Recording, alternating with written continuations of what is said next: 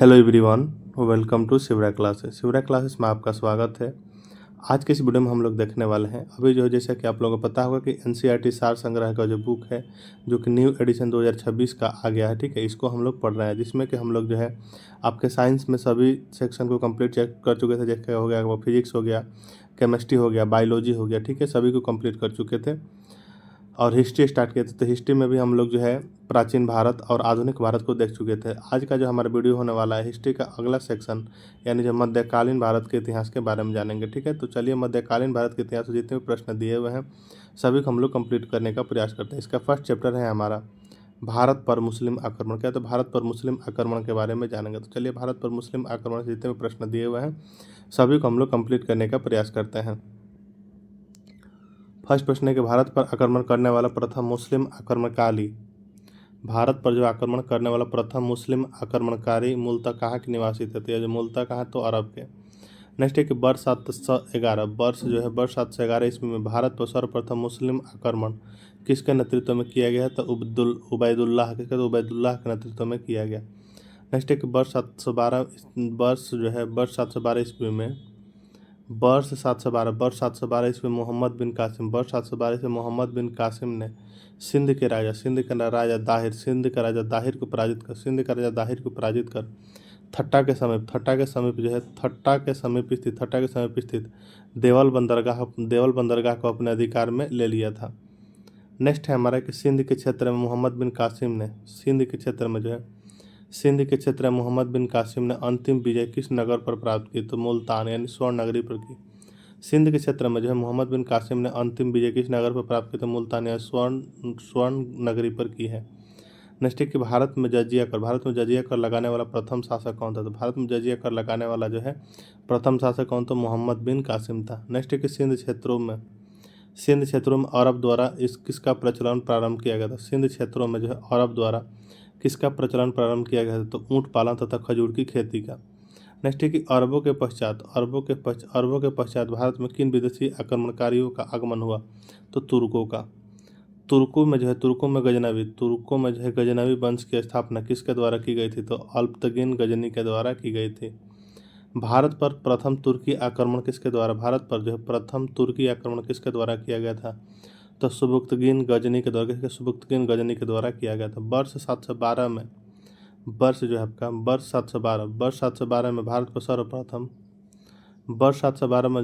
भारत पर सर्वप्रथम सफल मुस्लिम आक्रमण करने वाला कौन था। तो मोहम्मद बिन कासिम। नेक्स्ट हमारे को सुबुक्तगिन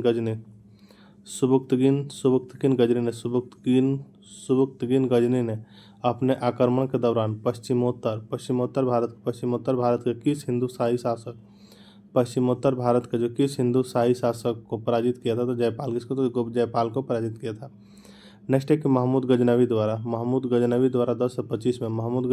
वर्ष 1025 में सोमनाथ मंदिर पर किए गए आक्रमण के दौरान गुजरात का शासक कौन था। तो भीम प्रथम था।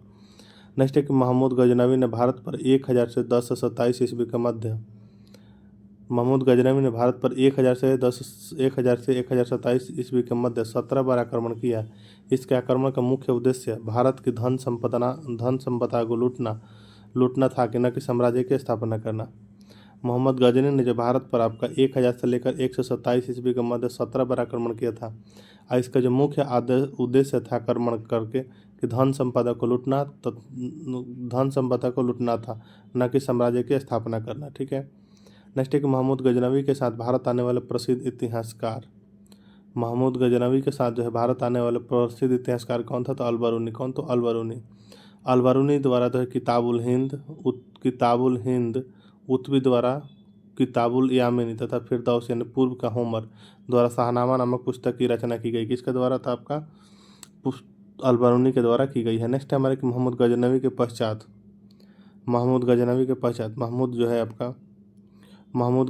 पश्चात मोहम्मद गोरी द्वारा भारत पर आक्रमण किस वर्ष किया गया। मोहम्मद गजनवी के पश्चात जो मोहम्मद गोरी के द्वारा जो है भारत पर प्रथम आक्रमण का किस वर्ष किया गया था। तो वर्ष 1175 में मुल्तान पर किया गया था। नेक्स्ट मोहम्मद गोरी को वर्ष 1178 में अहिलवाड़ा अहिलवाड़ा पाटन पर आक्रमण करने के दौरान किसके द्वारा पराजित किया गया था? तो भीम द्वितीय। किसको? भीम द्वितीय जिसका नाम मूलराज भी था, ठीक है, इनके द्वारा किया गया था। नेक्स्ट है तराइन का प्रथम द्वितीय युद्ध किनके मध्य लड़ा गया था? तराइन का प्रथम एवं द्वितीय युद्ध जो है किनके बीच लड़ा गया था? तो मोहम्मद गोरी तथा पृथ्वीराज तृतीय के बीच लड़ा गया था। प्रथम जो है वर्ष 1191 में हुआ था, मोहम्मद गोरी जिसमें पराजित हुए थे, ठीक है। द्वितीय जो है तराइन के युद्ध हुआ था 1192 में, इसमें भी क्या हुआ था? मोहम्मद गोरी पराजित हुए थे, ठीक है। नेक्स्ट है कि मोहम्मद गोरी ने जो कनौज के शासक जयचंद मोहम्मद गोरी ने कनौज के शासक जयचंद को किस युद्ध में पराजित किया था? चंदावर का युद्ध कब हुआ था? तो 1194 ईस्वी में। नेक्स्ट है कि मोहम्मद गोरी के साथ भारत आने वाले प्रसिद्ध सूफी संत कौन थे? मोहम्मद गोरी के साथ भारत आने वाले प्रसिद्ध सूफी संत कौन थे? तो शेख मोइनुद्दीन चिश्ती। कौन? तो शेख मोइनुद्दीन चिश्ती थे।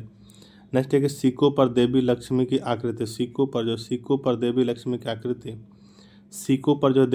आकृति किस मुस्लिम शासक द्वारा बनवाई गई थी? तो मोहम्मद गोरी। किसके? तो मोहम्मद गोरी के द्वारा बनवाई गई थी। नेक्स्ट है कि बख्तियार खिलजी मोहम्मद गोरी एक साधारण दास था। बख्तियार खिलजी और मोहम्मद गोरी क्या था? तो एक साधारण दास था जिसने बंगाल और बिहार पर विजय प्राप्त की। इसने अपने आक्रमण के दौरान नालंदा एवं विक्रमशिला विश्वविद्यालय को क्या कर दिया था? तो नष्ट कर दिया था। कौन? तो बख्तियार खिलजी ने नष्ट कर दिया था नालंदा एवं विक्रमशिला विश्वविद्यालय को। यह क्या था? तो यह जो मोहम्मद गोरी का एक साधारण दास था, बख्तियार खिलजी। नेक्स्ट है हमारा कि मोहम्मद गोरी की मृत्यु के पश्चात उसके साम्राज्य पर किन 3 गुलामों द्वारा नियंत्रण स्थापित किया गया था? यालदौज, कुबाचा एवं कुतुबुद्दीन ऐबक के द्वारा किया गया था, ठीक है। अब आइए हम लोग जो है दिल्ली सल्तनत के बारे में जान लेते हैं, ठीक है। दिल्ली सल्तनत में कौन कौन से वंश हुए? आपका गुलाम वंश, ठीक है, खिलजी वंश, तुगलक वंश, आपका सैयद वंश, उसके बाद से लोदी वंश, ठीक है। तो आइए हम लोग जो पहले आपको देख लेते हैं गुलाम वंश के बारे में। गुलाम वंश के आपका 11 शासक हुए, ठीक है। एक हुए कुतुबुद्दीन ऐबक जो कि 1206 से 1210, और उसके बाद से 1210 के बाद से आराम शाह रहा है। इसका राजधानी था कुतुबुद्दीन ऐबक के समय कहाँ? तो लाहौर थी। उसके बाद से हुए 1210 से आपका 1236 तक इल्तुतमिश, ठीक है। इनकी राजधानी कहाँ कर दिए थे? तो लाहौर से आपका दिल्ली कर दिए थे, ठीक है। उसके बाद से रुकनुद्दीन फिरोज शाह हुआ जो कि 1236 ईस्वी में। उसके बाद से 1236 में जो है रजिया सुल्तान 1236 से 1240। उसके बाद से हो गया आपका मोइजुद्दीन बहराम शाह 1240 से 1242। उसके बाद से हो गया अलाउद्दीन मसूद शाह जिनका शासन रहा आपका 1242 से 1246। उसके बाद से नसरुद्दीन महमूद शाह 1246 से 1266। उसके बाद से गयासुद्दीन बलबन 1266 से 1287। उसके बाद से मोइजुद्दीन कैकुबाद जो कि 1287 से जो है 1290। सैमुद्दीन कैमूर उसके बाद से 1290 ईस्वी, ठीक है। तो इसको याद रखेंगे आप लोग, ठीक है। अब आइए खिलजी वंश देखते हैं। खिलजी वंश के 5 शासक हुए। जलालुद्दीन फिरोज खिलजी जिनका शासन रहा 1290 से 1296।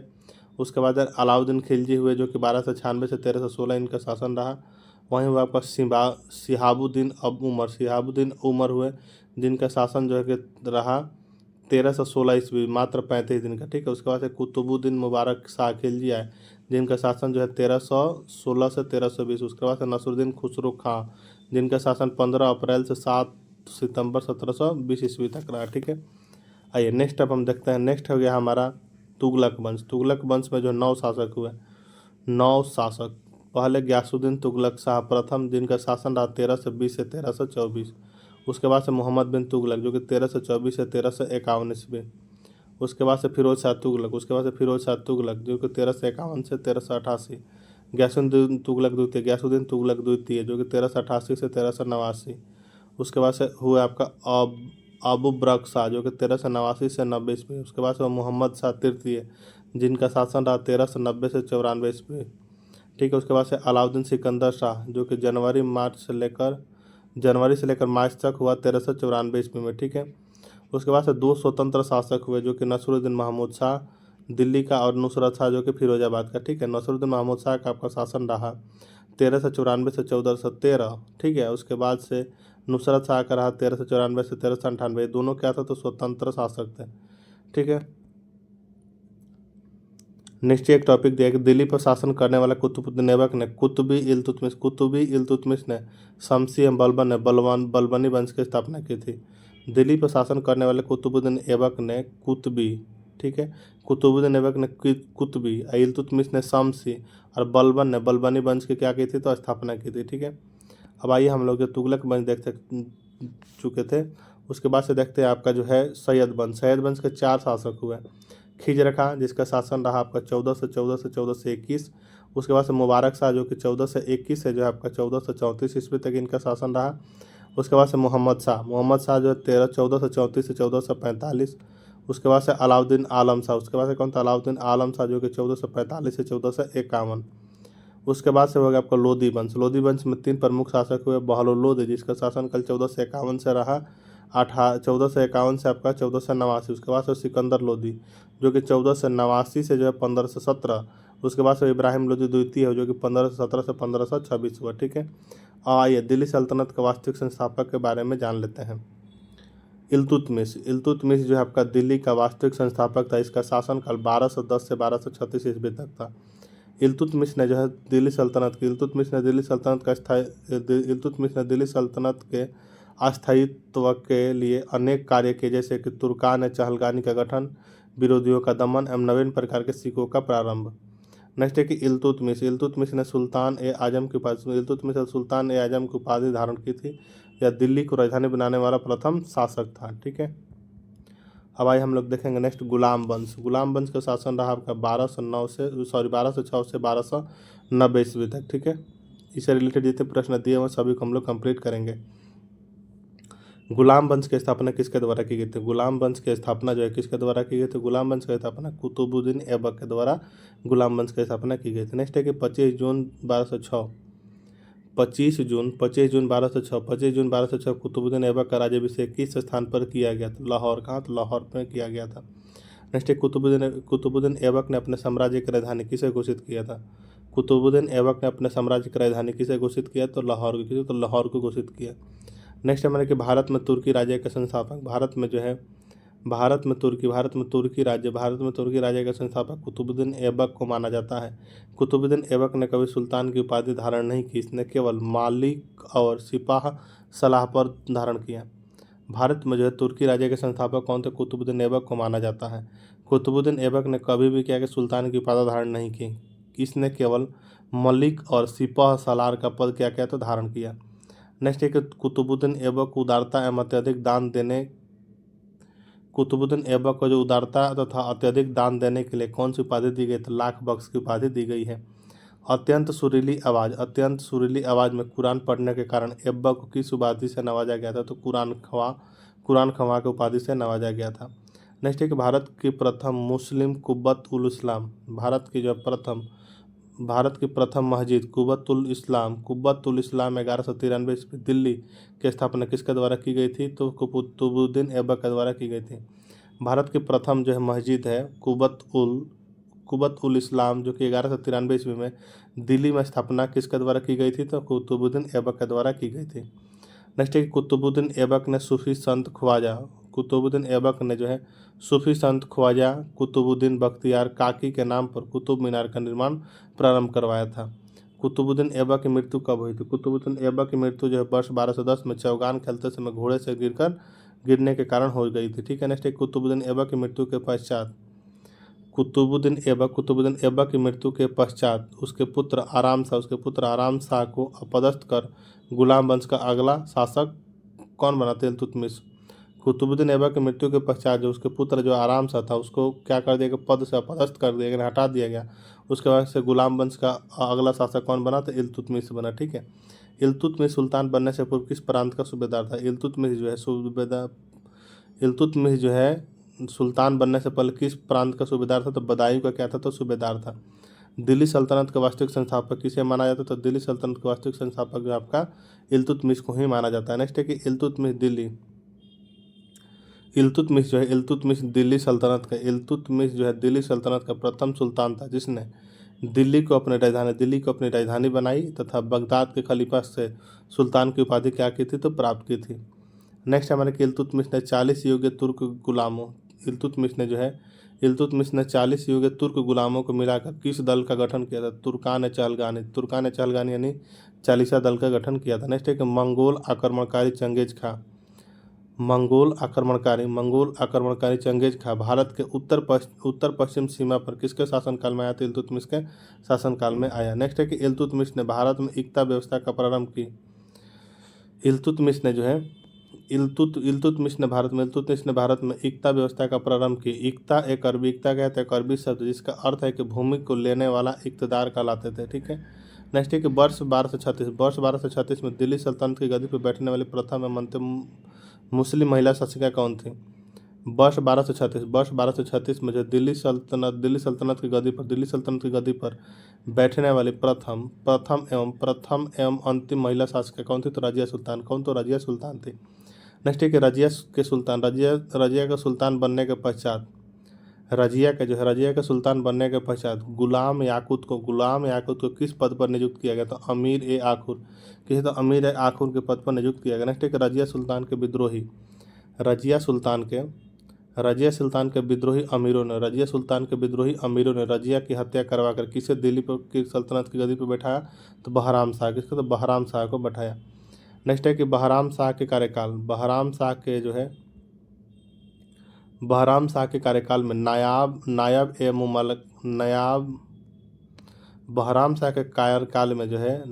ए मुमालिकत पद का सृजन किया गया जिसमें संपूर्ण अधिकार निहित होते थे। इस पद पर सर्वप्रथम एतगिन को क्या किया गया था? तो नियुक्त किया गया था।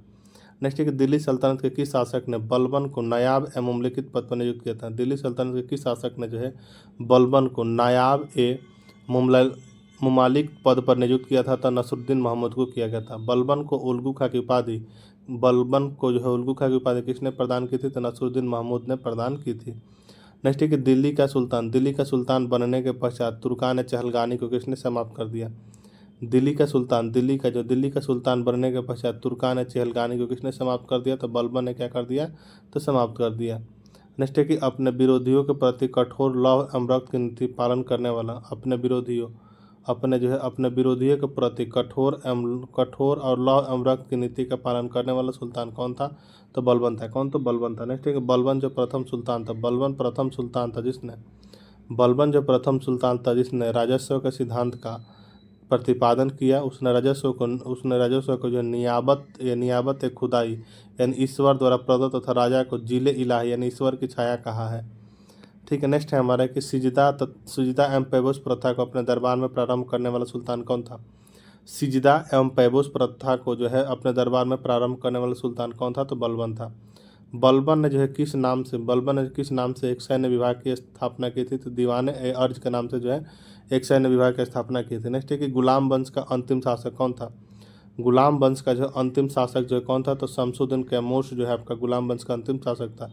इल्तुतमिश द्वारा चलाया गया तांबे का सिक्का क्या कहलाता? इल्तुतमिश के द्वारा चलाया गया तांबे का सिक्का क्या कहलाता था? तो जीतल कहलाता था। क्या? तो जीतल कहलाता था। ठीक है।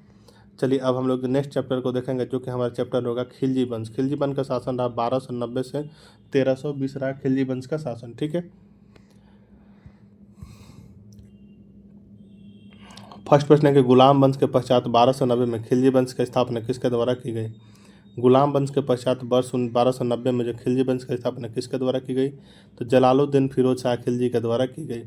रक्त और लौह की नीति को त्याग कर शासन के उदारनीति का अनुसरण करने वाला रक्त और लौह की नीति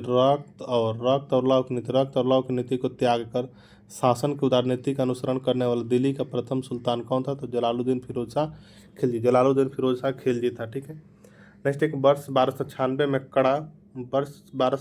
कड़ा यानी मानिकपुर में जलालुद्दीन की हत्या किसने की थी? वर्ष 1296 में मानिकपुर में जलालुद्दीन की हत्या किसने की थी? तो अलाउद्दीन खिलजी ने की थी। नेक्स्ट है कि अलाउद्दीन खिलजी के बचपन का नाम क्या था? अलाउद्दीन खिलजी के बचपन का नाम क्या था? तो अली गुरशब था। जलालुद्दीन की हत्या के पश्चात अलाउद्दीन खिलजी ने अपना राज्याभिषेक कहाँ करवाया? तो बलबन के लाल महल में। कहाँ? तो बलबन के लाल महल में करवाया था। नेक्स्ट है कि अलाउद्दीन एक साम्राज्यवादी शासक था। अलाउद्दीन एक साम्राज्यवादी शासक था। वह विश्व विजय प्राप्त करने के साथ साथ एक नए धर्म की स्थापना करना चाहता था। नेक्स्ट है हमारा कि राज्याभिषेक के पश्चात सिकंदर ऐसा नहीं राज्याभिषेक के पश्चात राज्याभिषेक के पश्चात सिकंदर ए सानी अद्वितीय सिकंदर की उपाधि किसने धारण की थी? तो अलाउद्दीन खिलजी ने धारण की थी। सुल्तान बनने के पश्चात सुल्तान बनने के पश्चात अलाउद्दीन ने प्रथम आक्रमण किस शासक पर किया था? तो रायकर्ण पर किया था, गुजरात का शासक था। नेक्स्ट है कि अलाउद्दीन का सेनापति मलिक काफूर जो गुजरात विजय के दौरान नुसरत खां द्वारा 1000 दिनार में खरीदा गया था, इसीलिए उससे क्या तो 1000 दिनारी भी कहा जाता था। नेक्स्ट है कि वर्ष 1303 में जो अलाउद्दीन के द्वारा वर्ष 1303 में अलाउद्दीन के द्वारा चित्तौड़ पर आक्रमण करने के समय वर्ष 1303 में जो है अलाउद्दीन के द्वारा चित्तौड़ पर आक्रमण के समय वहाँ का शासक कौन था? तो राणा रतन सिंह था। नेक्स्ट है कि विंध्याचल पर्वत श्रेणी को पार कर दक्षिण भारत पर आक्रमण करने वाला दिल्ली सल्तनत का प्रथम सुल्तान कौन था? तो अलाउद्दीन खिलजी था। कौन? तो अलाउद्दीन खिलजी। नेक्स्ट है कि अलाउद्दीन के दक्षिणी अभियानों के सेनापति कौन था? अलाउद्दीन के जो दक्षिणी अभियानों के सेनापति कौन था? तो मलिक काफूर था। नेक्स्ट है कि तेलंगाना वारंगल के शासक प्रताप रुद्रदेव द्वितीय ने मलिक काफूर को विश्व प्रसिद्ध कोहिनूर हीरा भेंट किया था, जिसे मलिक काफूर ने अलाउद्दीन खिलजी क्या कहते तो भेंट किया। बोल रहा है कि तेलंगाना का वारंगल के शासक प्रताप रुद्रदेव द्वितीय ने मलिक काफूर को विश्व प्रसिद्ध क्या था कोहिनूर हीरा को भेंट किया था, जिसे मलिक काफूर ने क्या कर दिया? तो अलाउद्दीन खिलजी को भेंट कर दिया। ठीक है। नेक्स्ट है कि मलिक काफूर द्वारा सर्वप्रथम किस दक्षिण भारतीय राज्य पर आक्रमण किया गया? मलिक काफूर के द्वारा जो सर्वप्रथम किस दक्षिण भारतीय राज्य पर आक्रमण किया गया? तो देवगिरी पर। किसके तो किया गया? तो देवगिरी पर किया गया। अलाउद्दीन खिलजी का जो दक्षिण भारत का अभियान के बारे में देखेंगे। जैसे देवगिरी के शासक कौन थे? तो रामचंद्र देव थे। और इसका जो मलिक काफूर इस पर क्या किया था? तो आपका 1307 में अभियान का नेतृत्व किया था, यानी आक्रमण किया था। ठीक है। वारंगल के शासक प्रताप रुद्रदेव थे। इसका अभियान नेतृत्व मलिक काफूर ने कब? तो 1309 ईस्वी में किया था। द्वार समुद्र के शासक जो वीर बलाल तृतीय थे, और इसका मलिक काफूर ने इसका अभियान का नेतृत्व किया था कब? तो 1310 ईस्वी में। ठीक है। वहीं आपका पांड्य के जो वीर पांड्य शासक थे, ठीक है, मलिक काफूर ने अभियान का नेतृत्व किया था कब? तो 1311 में। ठीक। नेक्स्ट है कि दिल्ली सल्तनत का वह कौन सा सुल्तान था जिसने नगद वेतन के साथ अस्थायी सेना का संगठन किया था? दिल्ली सल्तनत का जो है वह कौन सा सुल्तान था जिसने नगद वेतन के साथ अस्थायी सेना का क्या कहता है संगठन किया था? तो अलाउद्दीन खिलजी। नेक्स्ट है कि अलाउद्दीन द्वारा सेना में भ्रष्टाचार रोकने के लिए कौन सी योजना अपनाई गई थी? घोड़े के दागने की प्रथा तथा हुलिया की प्रथा अपनाई गई। चराई कर तथा गृह कर यानी घरी चरी कर लगाने वाला प्रथम सुल्तान कौन था? तो अलाउद्दीन खिलजी। कौन? तो अलाउद्दीन खिलजी। सर्वाधिक मंगोल आक्रमण किसके शासनकाल में? सर्वाधिक मंगोल आक्रमण जो किसके शासनकाल में हुआ था? तो अलाउद्दीन खिलजी के शासनकाल में जो सर्वाधिक मंगोल आक्रमण हुए थे। नेक्स्ट है कि दिल्ली सल्तनत का वह प्रथम सुल्तान कौन था जिसने स्वयं को खलीफा घोषित किया? दिल्ली सल्तनत का जो है वह प्रथम सुल्तान कौन था जिसने स्वयं को क्या किया? तो खलीफा घोषित किया। तो मुबारक शाह खिलजी। कौन? तो मुबारक शाह खिलजी। नेक्स्ट है कि घोड़े के नाल के आकार के मेहराब का प्रयोग सर्वप्रथम कहाँ पर किया गया था? तो अलाई दरवाजा दिल्ली में किया गया था। अलाउद्दीन के किस पुत्र ने स्वयं को खलीफा घोषित किया? अलाउद्दीन के किस पुत्र ने स्वयं को क्या किया? तो खलीफा घोषित किया? तो मुबारक खिलजी ने घोषित किया। नेक्स्ट है कि अलाउद्दीन द्वारा सैनिकों को सस्ते मूल्यों पर वस्तुएं उपलब्ध कराने के लिए अलाउद्दीन के द्वारा सैनिकों को सस्ते मूल्य पर वस्तु उपलब्ध कराने के लिए बाजार नियंत्रण की नीति अपनाई थी। अलाउद्दीन के बाजार नियंत्रण अधिकारी के बारे में देख लेते हैं। जैसे कि बरीद ए मंडी विभाग था। बरीद ए मंडी यह जो अधिकारी होते थे बाजार निरीक्षक। ठीक है। सहना ए मंडी ये अधिकारी क्या? तो बाजार अधीक्षक होते। दीवाने ए रियासत बाजार नियंत्रक होते थे। मुनिहान क्या होते थे? तो मुनिहान जो आपको क्या होते थे? गुप्तचर होते थे। ठीक है। अब हम लोग जो है अगले चैप्टर देखेंगे, जो कि हमारा चैप्टर होगा तुगलक वंश का शासन रहा 1320 से 1414 ईस्वी। 1320 ईस्वी में तुगलक वंश की स्थापना किसके द्वारा की गई थी? 1320 ईस्वी में तुगलक वंश की स्थापना जो किसके द्वारा की गई? तो गयासुद्दीन मोहम्मद तुगलक यानी गाजी मलिक के द्वारा की गई थी। ठीक है। नेक्स्ट है कि सल्तनत काल में जो नहरों का निर्माण तथा डाक व्यवस्था का आरंभ करने वाला प्रथम सुल्तान कौन था? सल्तनत काल में नहरों के निर्माण तथा डाक व्यवस्था का आरंभ करने वाला प्रथम सुल्तान कौन था? तो गयासुद्दीन तुगलक। कौन? तो गयासुद्दीन तुगलक था। नेक्स्ट हमारा कि किस सूफी संत के साथ गयासुद्दीन तुगलक के संबंध अच्छे नहीं थे? किस सूफी संत के साथ जो है, किस सूफी संत के साथ जो गयासुद्दीन तुगलक के संबंध क्या थे? तो अच्छे नहीं थे। तो निजामुद्दीन औलिया के साथ नहीं थे। नेक्स्ट है कि बंगाल अभियान से लौटते समय गयासुद्दीन तुगलक ने आदेश दिया कि उसके दिल्ली पहुंचने से पहले औलिया दिल्ली छोड़ दे। इसी संदर्भ में निजामुद्दीन औलिया ने सुल्तान के विषय में कहा था कि दिल्ली अभी दूर है, हंजू यानी दिल्ली अभी क्या है? तो दूर है। ठीक है। नेक्स्ट है कि दिल्ली का सर्वाधिक विद्वान सुल्तान कौन था? दिल्ली का जो सर्वाधिक विद्वान सुल्तान जो कौन था? तो मोहम्मद बिन तुगलक था। मोहम्मद बिन तुगलक के प्रमुख कार्य हम देख लेंगे जी। ठीक है। मोहम्मद बिन तुगलक का जो है प्रमुख कार्य, जैसे कि राजधानी परिवर्तन 1326 से 1327 में किए थे। तुगलक ने क्या किया? तो देवगिरी का नाम दौलताबाद रखकर उसे सल्तनत की राजधानी बनाया। यह योजना असफल रही तो 1335 को पुनः दिल्ली उसको क्या किया? तो राजधानी बनाया गया। दुआब कर में वृद्धि, इसका योजना क्या था मोहम्मद बिन तुगलक का? तो दुआब कर में वृद्धि। ठीक है। दुआब कर में वृद्धि 1327 से 28 के बीच में हुआ था। यह योजना असफल रही क्योंकि उस समय वहाँ अकाल पड़ जाने के कारण जनता नहीं कर दे सकी थी। ठीक है। सांकेतिक मुद्रा का प्रचलन 1330 में चांदी की कमी का सामना करने के लिए सांकेतिक मुद्रा का प्रचलन किया गया, किंतु नियंत्रण के अभाव में यह योजना भी क्या रही? तो असफल रही। नेक्स्ट है खुरासन का अभियान जो है 1336 से 1337 ईस्वी के बीच चलाया गया। खुरासन पर जो विजय प्राप्त के लिए तुगलक ने 3,70,000 सैनिकों का गठन करके उन्हें एक वर्ष का अग्रिम वेतन प्रदान किया गया था। ठीक है। कराची अभियान 1337 से 1338 तुगलक ने खुसरो मलिक के नेतृत्व में 1 लाख सैनिकों भेजा, किंतु मौसमी दशा खराब होने के कारण यह योजना भी क्या रही? तो अपना असफल रही। ठीक है। नेक्स्ट है कृषि के विकास हेतु अमीर कोही नामक नया विभाग। कृषि के विकास हेतु अमीर कोही नामक नया विभाग किस सुल्तान द्वारा प्रारंभ किया गया था? तो मोहम्मद बिन तुगलक के द्वारा प्रारंभ किया गया था। नेक्स्ट है कि भारत में सर्वप्रथम सांकेतिक मुद्रा का प्रचलन किसके शासनकाल में हुआ था? भारत में सर्वप्रथम सांकेतिक मुद्रा का प्रचलन किसके काल में हुआ था? तो मोहम्मद बिन तुगलक के काल में हुआ था। मोरक्को निवासी इबन बतूता किसके शासनकाल में भारत आया था? तो मोहम्मद बिन तुगलक के शासनकाल में भारत आया था 1333 ईस्वी में। रेहला नामक पुस्तक का रचनाकार कौन है? रेहला नामक पुस्तक का रचनाकार कौन है? तो इबन बतूता। कौन? तो इबन बतूता है। नेक्स्ट है हमारा कि मोहम्मद बिन तुगलक के काल में ही सल्तनत से विरोध कर 1336 ईस्वी में हरियन एवं बुका ने विजयनगर तथा 1347 ईस्वी में हसन गंगू ने बहमनी साम्राज्य की क्या की थी? तो स्थापना की थी। होली के त्यौहार के सार्वजनिक उत्सव में भाग लेने वाला दिल्ली का प्रथम सुल्तान कौन था? तो मोहम्मद बिन तुगलक। किस जैन के साथ मोहम्मद बिन तुगलक के संबंध घनिष्ठ थे? तो जिन प्रभा सूरी के साथ संबंध क्या थे? तो घनिष्ठ थे।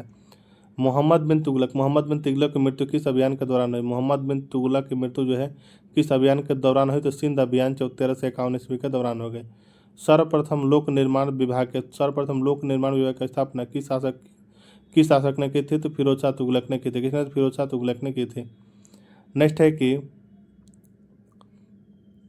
टोपरा तथा मेरठ से 2 अशोक स्तंभ लेख किस शासक द्वारा दिल्ली लाए गए थे? तो फिरोज शाह तुगलक के द्वारा लाए गए थे। सबसे अधिक गुलाम किस सुल्तान के दरबार में थे? तो फिरोज शाह तुगलक के दरबार में थे। ब्राह्मणों पर जजिया कर लगाने वाला प्रथम मुस्लिम शासक कौन था? तो फिरोज शाह तुगलक था। नेक्स्ट के हक ए सर्ब नामक सिंचाई कर उत्पादन का 10% लगाने वाला दिल्ली का प्रथम सुल्तान कौन था? तो फिरोज शाह तुगलक था। फिरोज शाह के काल में स्थापित विभाग के बारे में हम लोग जानेंगे, जैसे कि दीवान ए बंदगान यानी दासों की देखरेख के लिए, दीवान इस्तिहाक पेंशन देने के लिए, दीवान खैरात क्या था? असहाय लोगों की मदद के लिए दीवान खैरात बनाया गया था। नेक्स्ट है हमारा कि दिल्ली के तुगलक वंश का अंतिम शासक कौन था? दिल्ली के जो है तुगलक वंश का अंतिम शासक कौन था? तो नसरुद्दीन महमूद था। किस सुल्तान को जो है गाजी मलिक के उपनाम से जाना जाता? तो गयासुद्दीन तुगलक को जाना जाता है। किसको? तो गयासुद्दीन तुगलक को। ठीक है। चलिए अब हम लोग आके देखेंगे सैयद वंश एवं तथा लोधी वंश का। तो सैयद वंश तथा लोधी वंश को देखेंगे। सैयद वंश का काल आपका 1414 से लेकर 1451, वहीं लोधी वंश का 1451 से लेकर 1526। ये दोनों वंश से जितने भी प्रश्न दिए हुए हैं सभी को हम लोग कंप्लीट करने का प्रयास करेंगे। फर्स्ट है कि 1414 ईस्वी में दौलत खां को पराजित कर खिजर खां ने किस वंश की स्थापना की? 1414 ईस्वी में दौलत खां को जो है 1414 ईस्वी में दौलत खां को जो पराजित कर खिजर खां ने किस वंश की स्थापना की? तो सैयद वंश की स्थापना की। रैयत ए आला की उपाधि धारण करने वाला सैयद वंश का शासक कौन था? तो खिजर खां था। कौन? तो खिजर खां था। नेक्स्ट है कि सल्तनत काल में शासन करने वाला सल्तनत काल में शासन करने वाला एकमात्र शिया कौन था? तो सैयद वंश। कौन? तो सैयद वंश। नेक्स्ट है कि सैयद वंश का सबसे योग्य शासक मुबारक शाह था। सैयद वंश का सबसे योग्य शासक मुबारक शाह था। इसने तारीख ए मुबारक शाही के लेखक यहिया बिन अहमद सरहिंदी को संरक्षण प्रदान किया। नेक्स्ट है कि दिल्ली सल्तनत में प्रथम अफगान राजा के रूप में लोधी वंश की स्थापना किसके द्वारा की गई? दिल्ली सल्तनत में प्रथम अफगान राजा के रूप में लोधी वंश की स्थापना किसके द्वारा की गई? तो बहलोल लोधी के द्वारा की गई। लोधी वंश के शासक के बारे में हम लोग देखेंगे। लोधी वंश के शासक बहलोल लोधी, सुल्तान बहलोल लोधी, इसका शासनकाल 1451 से 1489 रहा। सिकंदर लोधी का शासनकाल आपका 1489 से आपका 1517। इब्राहिम लोधी का जब 1517 से कितना तो 1526 रहा। ठीक है। नेक्स्ट है कि दिल्ली सल्तनत के सुल्तानों में से किसने सर्वाधिक समय तक शासन किया? दिल्ली सल्तनत के सुल्तानों में से किसने जो सर्वाधिक समय तक क्या किया तो शासन किया? तो बहलोल लोधी ने सर्वाधिक समय तक शासन किया। कब तक? तो 38 वर्ष। कब तक? तो 38 वर्षों तक। ठीक है। नेक्स्ट है कि किस सुल्तान के बारे में अब्दुल्ला ने अपनी पुस्तक तारीख ए दाऊदी में लिखा है कि जब वह अपने सरदारों से साथ मिलता था तो वह कभी भी सिंहासन पर नहीं बैठता था। कौन? तो बहलोल लोधी के बारे में कहा गया है। नेक्स्ट है किस सुल्तान ने आगरा नगर की स्थापना कर उसे अपनी राजधानी बनाया था? तो सिकंदर लोधी। किसने? तो सिकंदर लोधी ने बनाया था। नेक्स्ट है कि सिकंदर लोधी ने भूमि की माप के लिए किस पैमाने का प्रयोग प्रारंभ किया? तो गज ए सिकंदर। किसका? तो गज ए सिकंदरी का प्रारंभ किया। नेक्स्ट है कि सुल्तान की उपाधि धारण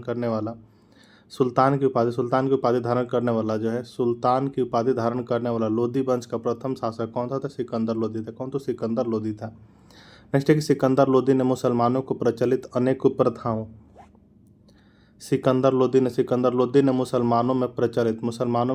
अनेक कुप्रथाओं मुहर्रम पर ताजिया निकालना, महिलाओं को पीरों के मज़ारों पर जाने या उनकी याद में जुलूस निकालने पर क्या कर दिया था? प्रतिबंध लगा दिया था। कौन? तो सिकंदर लोधी ने। सल्तनत कालीन वंश के बारे में देख लेंगे। जैसे मामलुक वंश आपका 1206 से 1290, शासनकाल 84 वर्ष, एक संस्थापक एवं यानी गुलाम वंश। ठीक है। खिलजी वंश आपका 1290 से 1320, शासनकाल 30 वर्ष। ठीक है। संस्थापक कौन थे? तो खिलजी वंश का जलालुद्दीन खिलजी। तुगलक वंश का काल रहा आपका 1320 से 1414, शासनकाल 94, गयासुद्दीन तुगलक इसके संस्थापक। ठीक है। सैयद वंश का 1414 से 1451, शासनकाल 37, संस्थापक खिजर खां। लोधी वंश 1451 से 1526, शासनकाल 76 और संस्थापक कौन? तो बहलोल लोधी। नेक्स्ट है कि दिल्ली सल्तनत के वंशों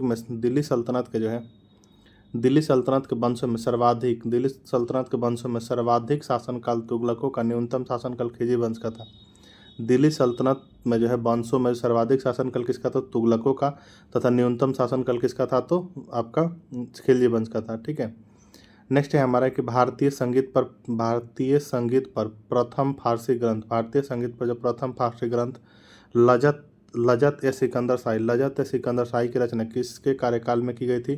तो सिकंदर लोधी के कार्यकाल में की गई थी। नेक्स्ट है कि सिकंदर लोधी जो किस नाम से कविताएं लिखा करता था? तो गुलरुखी से। लोधी वंश के साथ साथ दिल्ली सल्तनत का अंतिम सुल्तान कौन था? तो इब्राहिम लोधी। कौन? तो इब्राहिम लोधी था। नेक्स्ट है कि वर्ष 1518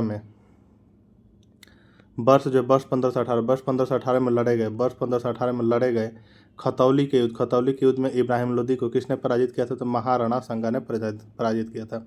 पानीपत के प्रथम युद्ध में बाबर ने किसे पराजित किया? तो इब्राहिम लोधी को पराजित किया। नेक्स्ट है कि किस सुल्तान की मृत्यु के पश्चात भारत में मुगल वंश की स्थापना? किस सुल्तान की मृत्यु के पश्चात भारत में जब मुगल वंश की स्थापना हुई तो इब्राहिम लोधी के। ठीक है। नेक्स्ट है कि इब्राहिम लोदी जो है, इब्राहिम लोदी दिल्ली सल्तनत का एकमात्र सुल्तान थे। इब्राहिम लोदी जो दिल्ली सल्तनत का एकमात्र सुल्तान था जो रणभूमि यानी युद्ध भूमि वीरगति को प्राप्त हुआ। भारत में पोलो खेलने का प्रचलन किस शासक ने किया था? भारत में पोलो खेलने का प्रचलन किस शासक ने किया था? तुर्की ने किया था। सल्तनत काल में दस्तार बंदान, सल्तनत काल में जो दस्तार बंदना, सल्तनत काल में जो है दस्तार बंदनान किसे कहा जाता था? तो उलेमा तो उलेमा को। नेक्स्ट है कि किस भारतीय ने संगीत यंत्र तबला एवं सितार का प्रचलन किया था? तो अमीर खुसरो ने किया था। नेक्स्ट है कि हिंदी खड़ी बोली का जनक किसे माना जाता है? तो अमीर खुसरो को जो हिंदी खड़ी बोली का जनक माना जाता है। नेक्स्ट है कि सिकंदर लोदी द्वारा फारसी भाषा में अनुवादित ग्रंथ फरहंगे सिकंदरी संबंधित है किसे? तो आयुर्वेद शास्त्र से था। ठीक है। नेक्स्ट अब हम लोग देखेंगे आपका अगला चैप्टर जो कि होगा विजयनगर साम्राज्य के। तो विजयनगर साम्राज्य के बारे में देखेंगे जो कि अगला हमारा चैप्टर होने वाला है। ठीक है। चलिए इस टॉपिक से रिलेटेड जितने प्रश्न दिए हुए हैं सभी को हम लोग कंप्लीट करने का प्रयास करते हैं। विजयनगर साम्राज्य की स्थापना कब और किसने की थी? विजयनगर साम्राज्य की स्थापना कब और किसने की थी? तो वर्ष 1736 में हरिहर एम्बुका ने की थी। विजयनगर की शासक ने जो है आपके विजयनगर के किस शासक ने चीन के सम्राट के पास अपना राजदूत भेजा था? विजयनगर के किस शासक ने चीन के सम्राट के पास किया गया था? तो अपना राजदूत भेजा था, तो बुका प्रथम के पास भेजा था। अभिलेखों में विजयनगर के किस शासक को पूर्वी एवं पश्चिमी दक्षिणी सागरों का स्वामी कहा गया? तो बुका प्रथम को कहा गया। नेक्स्ट है कि हरिहर ने विजयनगर हम्पी को अपने द्वितीय राजधानी बनाया। विजयनगर का ध्वंसावशेष हम्पी में विद्यमान है। हरिहर ने विजयनगर यानी हम्पी को अपने द्वितीय राजधानी बनाया। अब विजयनगर के ध्वंसावशेष हम्पी में विद्यमान है। विजयनगर का पहला शासक कौन था जिसने बहमनियों से गोवा को छीना? विजयनगर का पहला शासक कौन था जिसने बहमनियों से गोवा को क्या किया? तो छीना। तो हरिहर द्वितीय। कौन? तो हरिहर द्वितीय। प्रसिद्ध विजय विठल मंदिर कहाँ अवस्थित है? प्रसिद्ध विजय विठल मंदिर कहाँ अवस्थित है? तो हम्पी में अवस्थित है। विजयनगर के राजा कृष्णदेव राय ने गोलकुंडा का युद्ध किसके साथ किया था? तो कुली कुतुब शाह के साथ किया था। नेक्स्ट है कि वंश देखेंगे, एक तरफ संस्थापक है, समय है और अंतिम शासक है। संगम वंश के संस्थापक हरिहर प्रथम, शासन काल रहा 1336 से 1450 ईस्वी। अंतिम शासक विरूपाक्ष द्वितीय थे। ठीक है। सालू वंश के संस्थापक हो गए आपको सालू नरसिंह, समय था 1485 से लेकर 1505 ईस्वी और इसका अंतिम शासक कौन थे? तो इमाड़ी नरसिंह थे। तुल्लू वंश के संस्थापक हो गए वीर नरसिंह तो वीर नरसिंह हो गए, समय था 1505 से 1570 ईस्वी और अंतिम शासक कौन? तो सदाशिवराव। अराविडू वंश के जो संस्थापक तिरुमल, ठीक है, और समय था 1570 के बाद और जो अंतिम शासक कौन? तो रंग तृतीय इसके अंतिम शासक हुए। नेक्स्ट है कि विजयनगर साम्राज्य की वित्तीय व्यवस्था की मुख्य विशेषता क्या थी? विजयनगर साम्राज्य की वित्तीय व्यवस्था की मुख्य विशेषता जो क्या थी? तो भू राजस्व थी। क्या? तो भू राजस्व थी। नेक्स्ट है कृष्णदेव राय के दरबार में 8 तेलुगु कवियों को क्या कहा जाता था? कृष्णदेव राय के दरबार में जो 8 तेलुगु कवियों को क्या कहा जाता था? तो अष्टदिग्गज कहा जाता था। तालिकोटा यानी जो है राक्षसी तंगड़ी का युद्ध किस वर्ष हुआ था? तो वर्ष 1565 में हुआ था। विजयनगर साम्राज्य के राजवंश के बारे में, जैसे कि निकोला डे कांटी कहाँ का था? इटली का। शासक देवराय प्रथम विवरण विजयनगर शहर का वर्णन के समय आया था। अब्दुल रजाक जो है किस देश का था? फारस का। यह शासक के समय था देवराय द्वितीय के और यह जो है विजयनगर सचिवालय का वर्णन किया। पायस जो है आपका पुर्तगाली यात्री था। ठीक है। और शासक कृष्णदेव राय के समय आया था और यह इसका विवरण जो है विजयनगर के शिल्प एवं व्यापार का वर्णन किया है। ठीक है। बाराबोसा जो है पुर्तगाली, कृष्णदेव राय के समय ही और सती प्रथा का वर्णन किया। सीजर फ्रेडरिक पुर्तगाली था और सदाशिव राय के समय आया था, विजयनगर का वर्णन किया। ठीक है। नूनीज जो पुर्तगाली यात्री था, अच्युत देव राय के समय आया था, सती प्रथा का उल्लेख किया है। निकितन जो रूस का था, मोहम्मद तृतीय के समय आया, विजयनगर की असमानता का वर्णन किया था। ठीक है।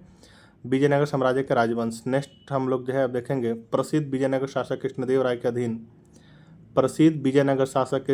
के अधीन किस साहित्य का स्वर्ण युग था? तो तेलुगु का। बोल रहा है कि प्रसिद्ध विजयनगर शासक कृष्णदेव राय के अधीन किस साहित्य का स्वर्ण युग था? तो तेलुगु का स्वर्ण युग था। ठीक है। जब राजा वाडियार ने मैसूर राज्य की स्थापना की तब विजयनगर साम्राज्य का शासक कौन था? तो वेंकट द्वितीय। कौन? तो वेंकट द्वितीय था। नेक्स्ट है कि अपनी मदुरा विजय कृति में अपने मदुरा विजय कृति में अपने पति के विजय अभियानों का वर्णन करने वाली कवित्री कौन थी? तो गंगा देवी। कौन? तो गंगा देवी थी।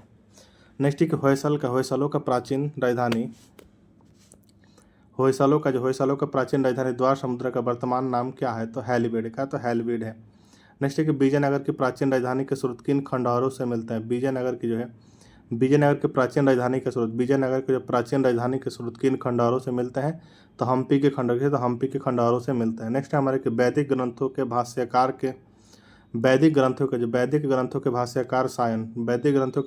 सायन को आश्रम प्रदान किया गया था। कहाँ? तो विजयनगर राजाओं के द्वारा किया गया था। नेक्स्ट हम देखेंगे राज्य एवं संस्थापक एवं स्थापना। जैसे बरार राज्य के संस्थापक आपका फतुल्ला इमाद शाह, स्थापना 1484 में ठीक है। राजवंश इमाद शाही, राजधानी था एलिचर एवं ग्वालिगढ़, और विलय हुआ था 1574 में अहमदनगर में। ठीक है। बीजापुर के संस्थापक थे आपके कौन? तो बीजापुर के संस्थापक हो गए यूसुफ आदिल शाह, स्थापना हुआ था 1489 में। राजवंश था आदिल शाही वंश, और इसकी राजधानी थी नौरसपुर, और विलय हुआ 1686 में औरंगजेब के द्वारा मुगल साम्राज्य में। ठीक है। अहमदनगर के संस्थापक जो आपका मलिक अहमद थे, स्थापना हुआ था 1490 ईस्वी में। राजवंश था निजाम शाही वंश, और राजधानी थी जुनार यानी अहमदनगर, और विलय हुआ था 1637 ईस्वी के शाहजहां द्वारा मुगल साम्राज्य में। गोलकुंडा के संस्थापक कुली कुतुब शाह, स्थापना 1512 ईस्वी में। राजवंश कुतुब शाही, राजधानी गोलकुंडा, और विलय हुआ था 1687 ईस्वी में औरंगजेब के द्वारा मुगल साम्राज्य में। बीदर के संस्थापक अमीर अली बरीद। ठीक है। स्थापना 1526 ईस्वी में। आपका संस्थापक राजवंश हो गया आपका बरीद शाही, और राजधानी थी बीदर, और इसका विलय हुआ था 1618 ईस्वी। कहाँ के? तो बीजापुर में।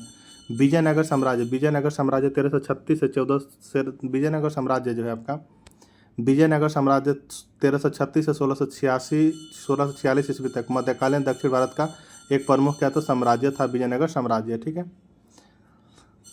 नेक्स्ट अब हम लोग देखेंगे दिल्ली सल्तनत में प्रशासन के बारे में, जो कि हमारा अगला चैप्टर होगा दिल्ली सल्तनत में प्रशासन के बारे में। तो चलिए इस टॉपिक से रिलेटेड जितने भी प्रश्न दिए हुए सभी को हम लोग कंप्लीट करते हैं। जैसे कि दीवाने ए मुस्तखराज विभाग की स्थापना किसके कार्यकाल में हुई थी?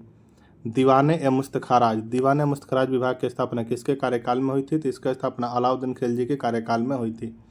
नेक्स्ट है कि सल्तनत काल के अधिकांश अमीर एवं सुल्तान किस वर्ष के थे?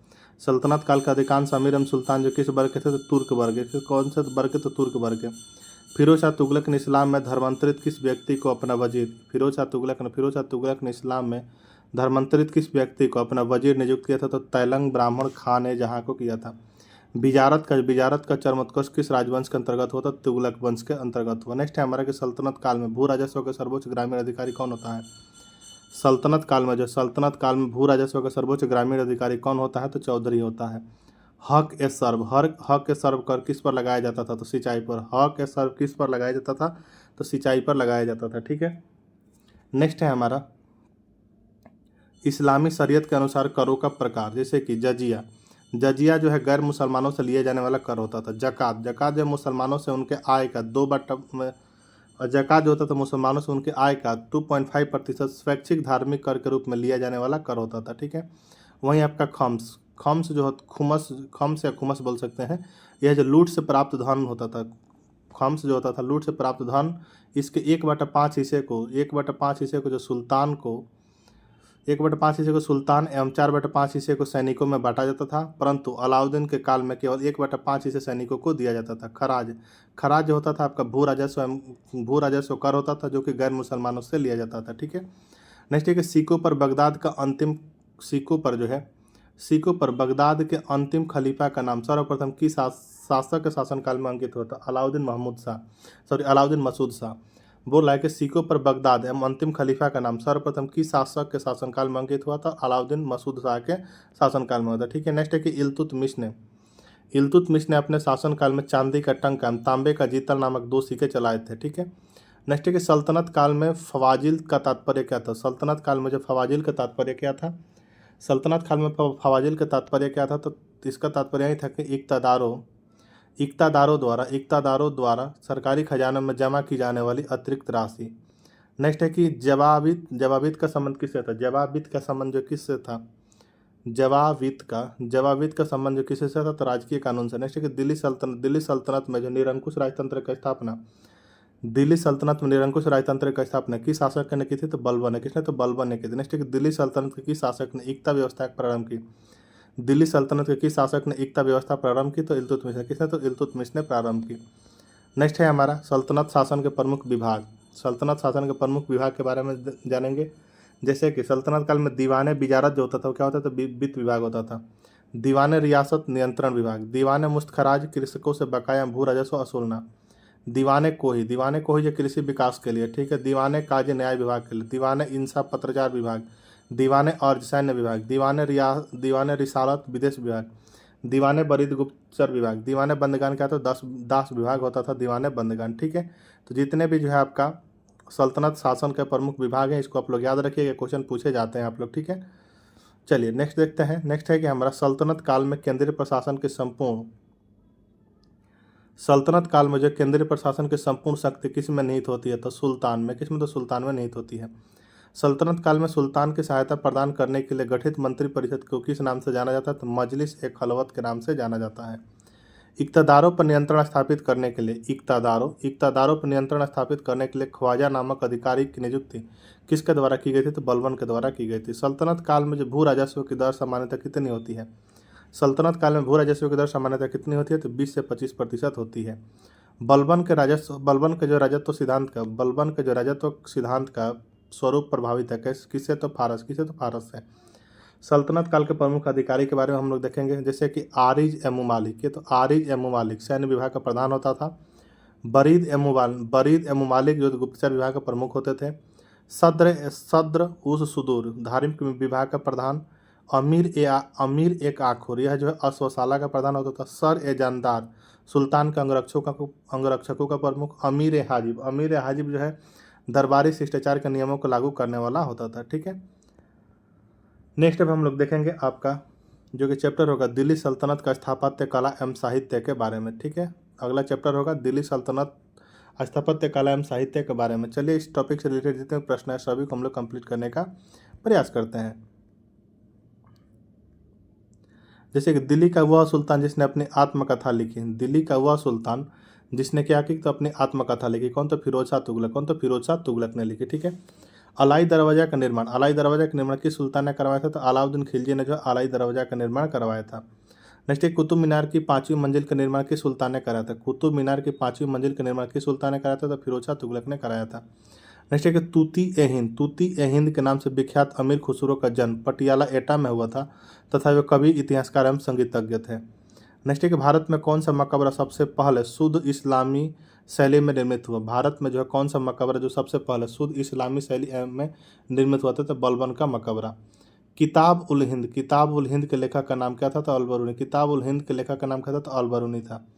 नेक्स्ट है कि अमीर खुसरो ने किस भाषा के विकास में अग्रणी भूमिका निभाई। अमीर खुसरो ने किस भाषा के विकास में क्या किया, तो अग्रणी भूमिका निभाई, तो खड़ी बोली में। किसमें, तो खड़ी बोली में निभाई।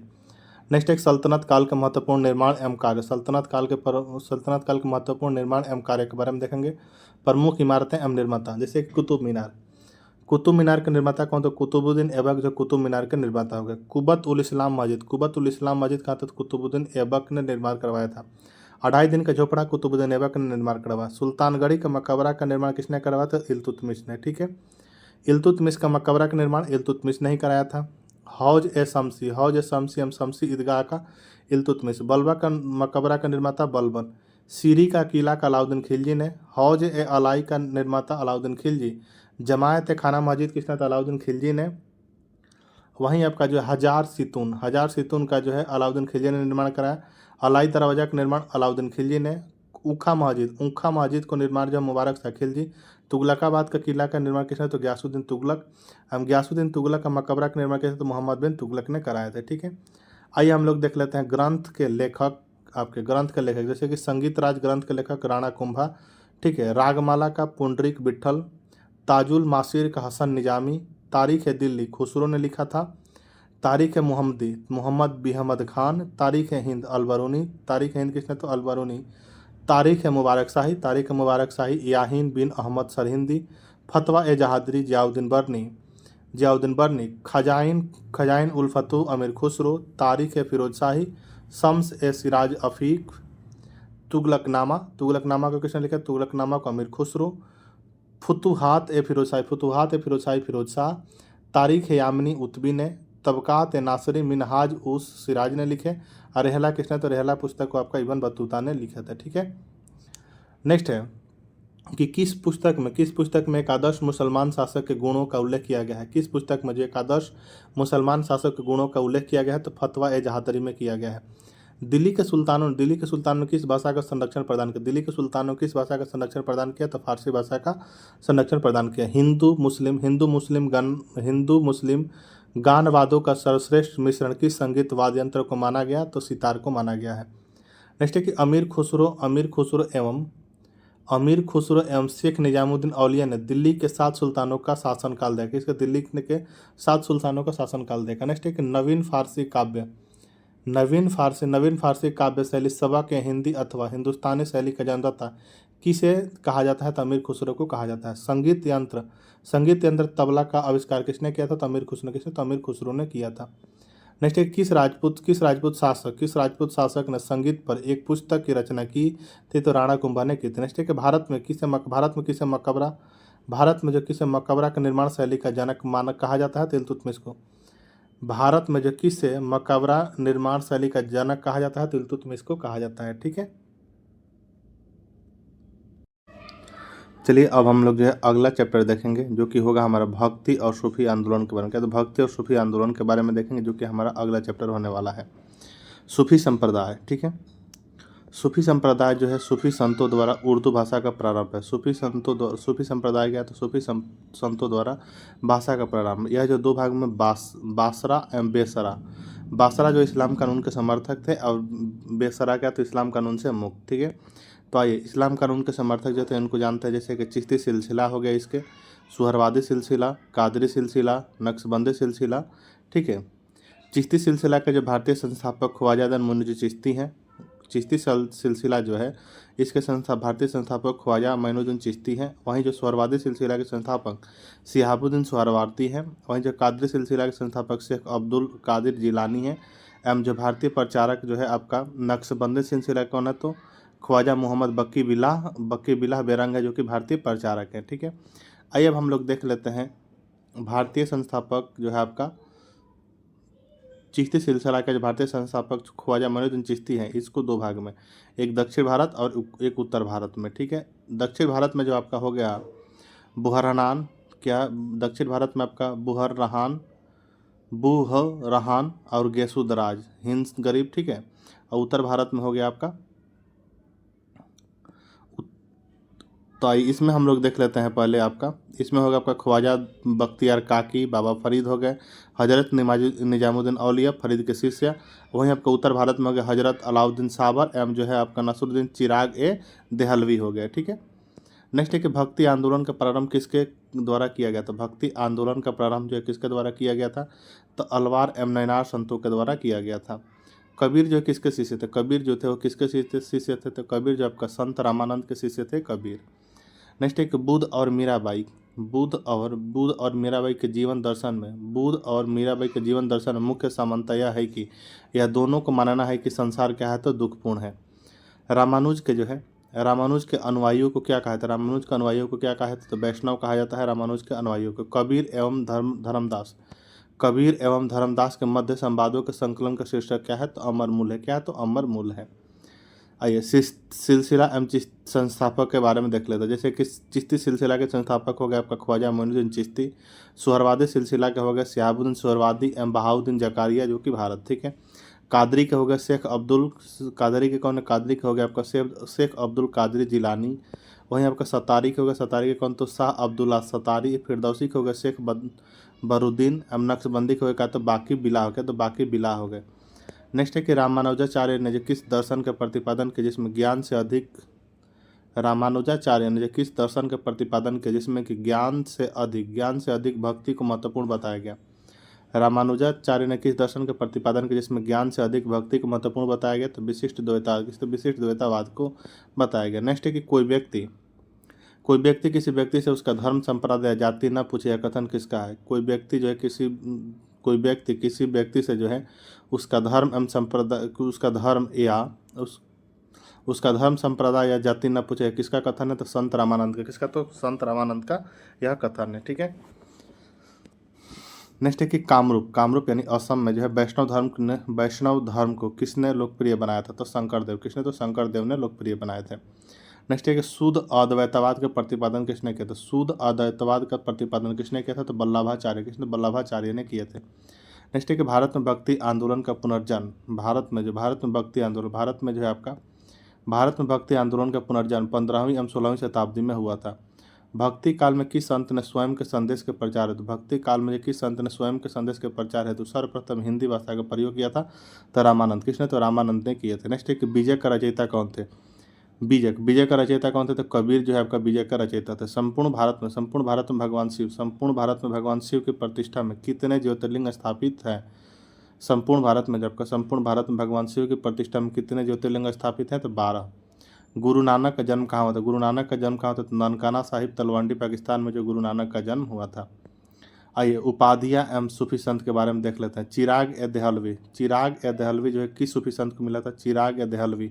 तो यह जो शेख नसरुद्दीन महमूद को मिला था। महबूब ए इलाही किसको, तो शेख निजामुद्दीन औलिया को जो उपाधि मिला था किसका, तो महबूब ए इलाही का। ठीक है। मुजद्दिद की उपाधि किसे मिला था, तो शेख अहमद सरहिंदी को। अब बंदा नवाज सैयद मोहम्मद गेसुद्राज को। बंदा नवाज किसे, तो सैयद मोहम्मद गेसुद्राज को मिला था। ठीक है। नेक्स्ट अब हम लोग जो है आपका भारत में भक्ति आंदोलन जो है यह देख लेंगे, जिसमें कि आपका आप जो है स्टेट वाइज देख सकते हैं। यह हो गया पंजाब में गुरु नानक देव जो कि 15वीं से 16वीं शताब्दी। ठीक है। कौन कौन है, तो इसको जो है आप देख सकते हैं भारत में भक्ति आंदोलन। पहले आइए देख लेते हैं आपका उत्तर भारत में भक्ति आंदोलन के त्रिमूर्ति कौन कौन से थे, तो गुरु नानक, कबीर एवं रैदास। उत्तर भारत में अगर बात की जाए तो भक्ति आंदोलन के त्रिमूर्ति कौन थे, तो गुरु नानक थे, कबीर थे एवं रैदास थे। महाराष्ट्र के भक्ति आंदोलन के संतों का कालक्रम देख लेते हैं। देखिए आपका महाराष्ट्र के भक्ति संतों का कालानुसार क्रम के बारे में देख लेते हैं। जैसे कि आपका हो गया नामदेव 1270 से 1350, ज्ञानदेव हो गए 1271 से 1296, एकनाथ हो गया आपका 1533 से 1599, तुकाराम हो गए 1598 से 1650, एवं रामदास हो गए 1608 से 1681। ठीक है। ये जो है भारत में भक्ति आंदोलन के हैं। आप स्टेट वाइज देख सकते हैं, आप वीडियो को पॉज करके आराम से देख सकते हैं। ठीक है। आइए हम लोग देख लेते हैं अब इम्पोर्टेंट टॉपिक आपका प्रमुख मत एवं उनके प्रवर्तक। जैसे अद्वैतवाद के प्रवर्तक कौन थे, तो शंकराचार्य। विशिष्ट द्वैतवाद के रामानुजाचार्य, द्वैतवाद के निम्बकाचार्य, शुद्ध द्वैतवाद के वल्लभाचार्य, अद्वैतवाद के माधवाचार्य, भेदावाद के भास्कराचार्य। ठीक है। शैव विशिष्ट द्वैतवाद के श्रीकंठ। ठीक है। और वहीं आपका अचिंत्य भेदावाद के बलदेव,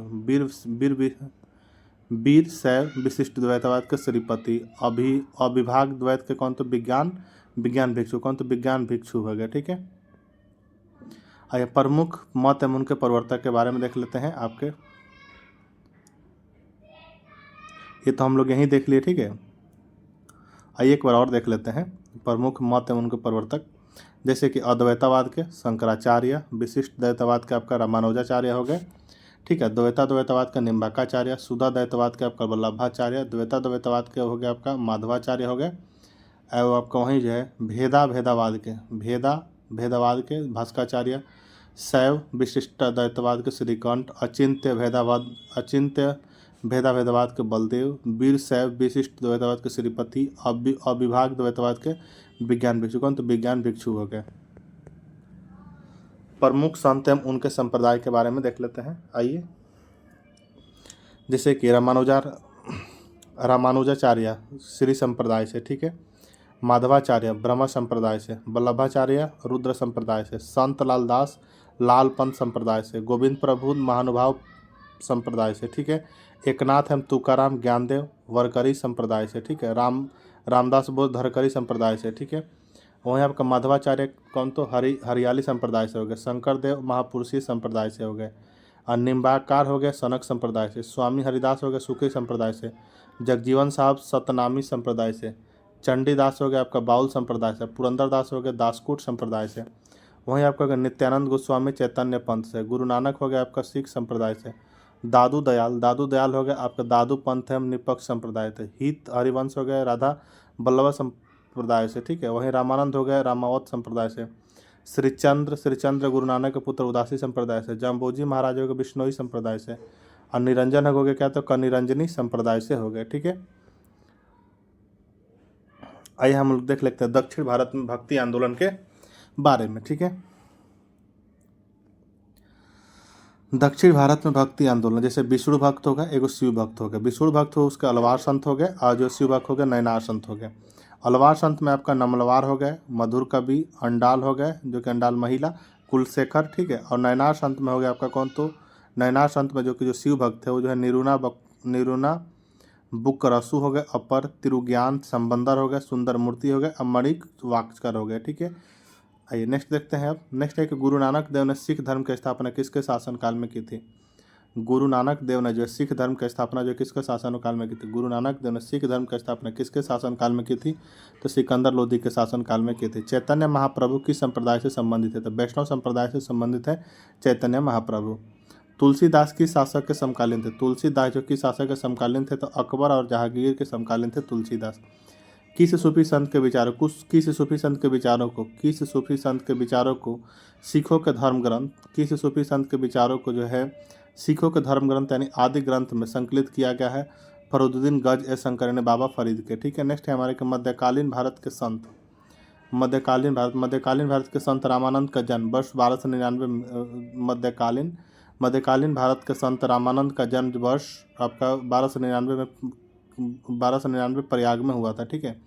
ईस्टर त्यौहार के पीछे ईसाइयों को क्या भावना है। ईस्टर त्यौहार के पीछे जो ईसाइयों का क्या भावना है कि सूली पर लटकाए जाने के बाद इसी दिन ईसा मसीह का क्या हुआ था, तो पुनर्जीवित हुए थे, ठीक है।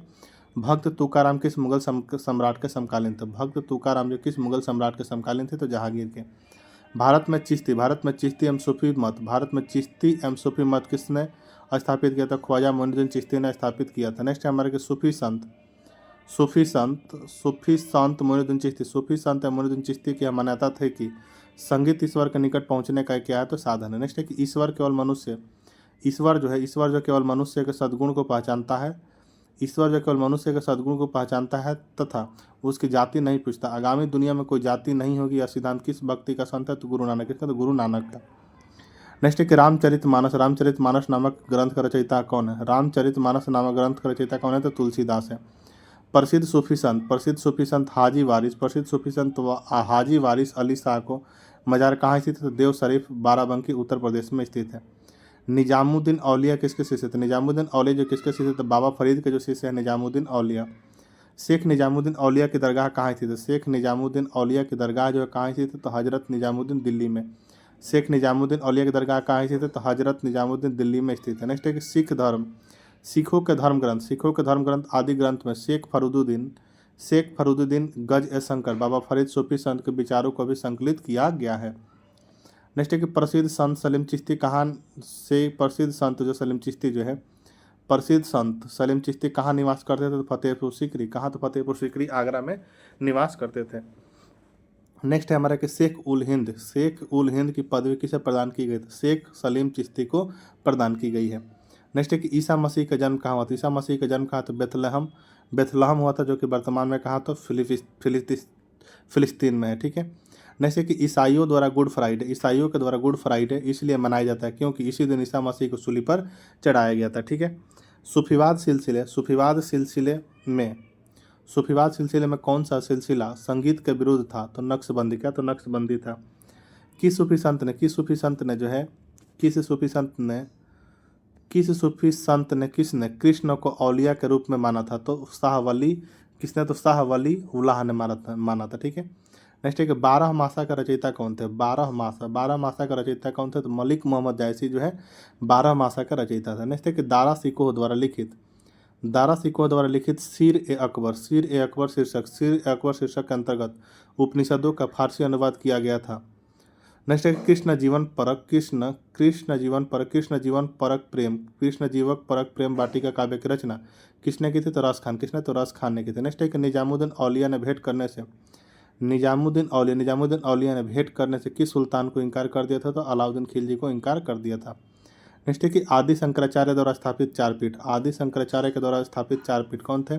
श्रृंगेरी पीठ जो कि शिव के लिए, कहाँ तो स्थल हो गया मैसूर राज्य कर्नाटक।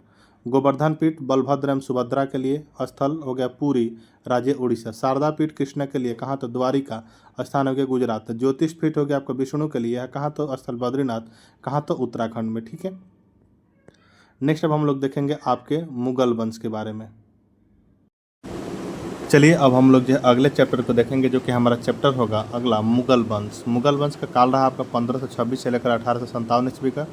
मुगल वंश के शासन एवं उत्तराधिकारी के बारे में जो एक चार्ट बना के दिया हुआ है, आप लोग देख सकते हैं। जैसे कि आपका जो है तैमूर वंश के संबंध होने के कारण मुगलों को जो है तिमूरियन भी कहा जाता है।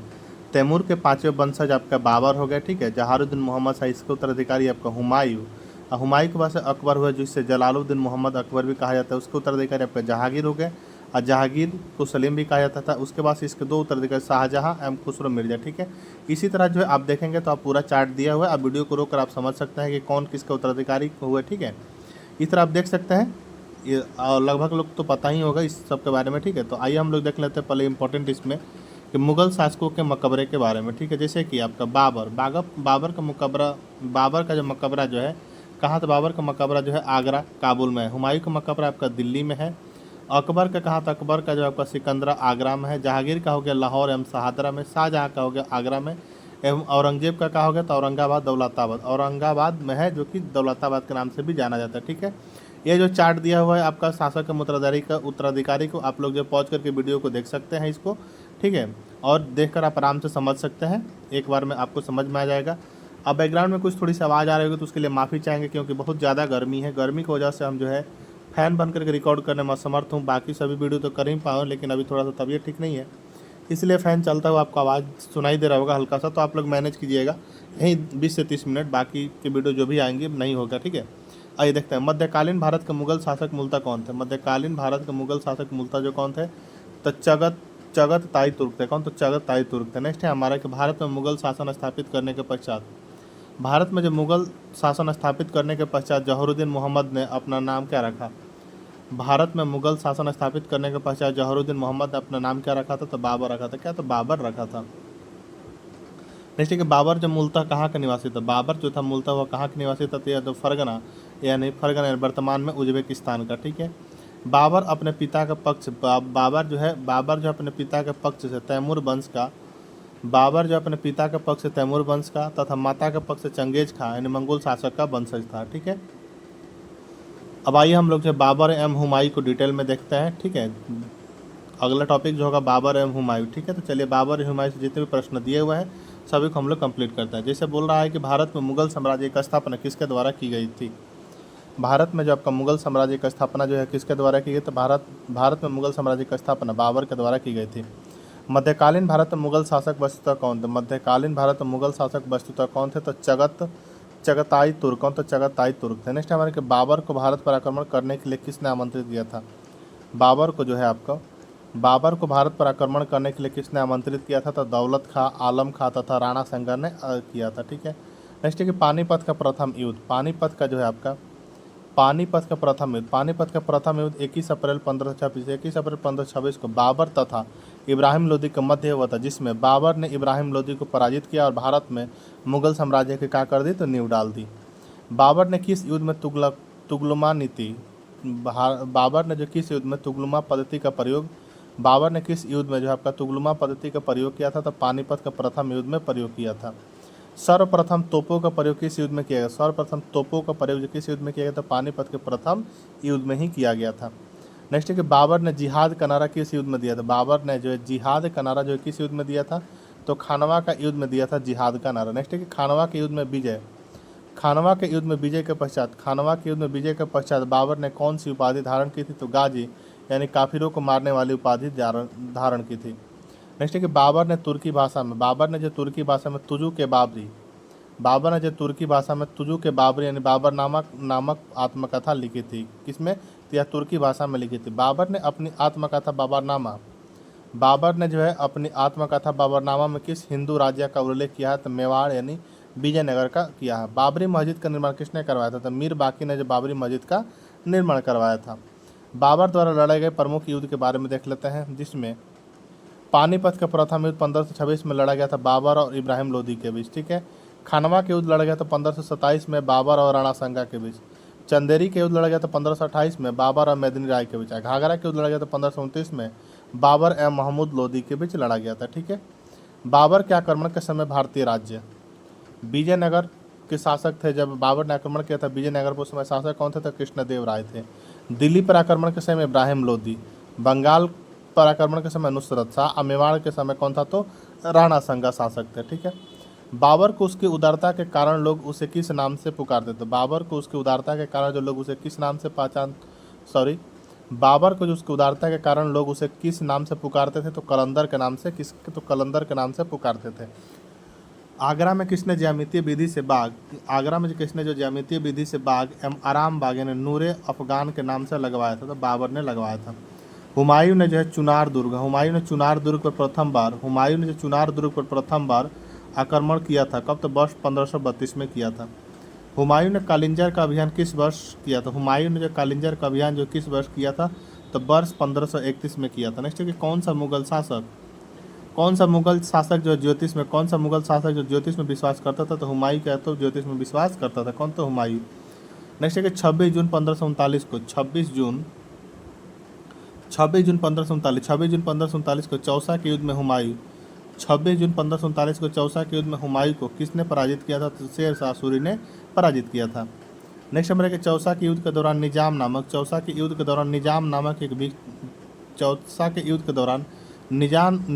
नामक एक विस्ती ने हुमायूं की जान बचाई थी, इसलिए हुमायूं ने उसे आधे दिन के लिए क्या था? बादशाह बनाया था। नेक्स्ट है कि किस युद्ध में पराजित होने के पश्चात हुमायूं को दिल्ली की गद्दी छोड़कर भागना पड़ा? किस युद्ध में पराजित होने के पश्चात हुमायूं को जो दिल्ली की गद्दी छोड़कर भागना पड़ा था? बिलग्राम या कनौज का युद्ध 1540 ईस्वी में। ठीक है। नेक्स्ट है किस युद्ध में विजय के पश्चात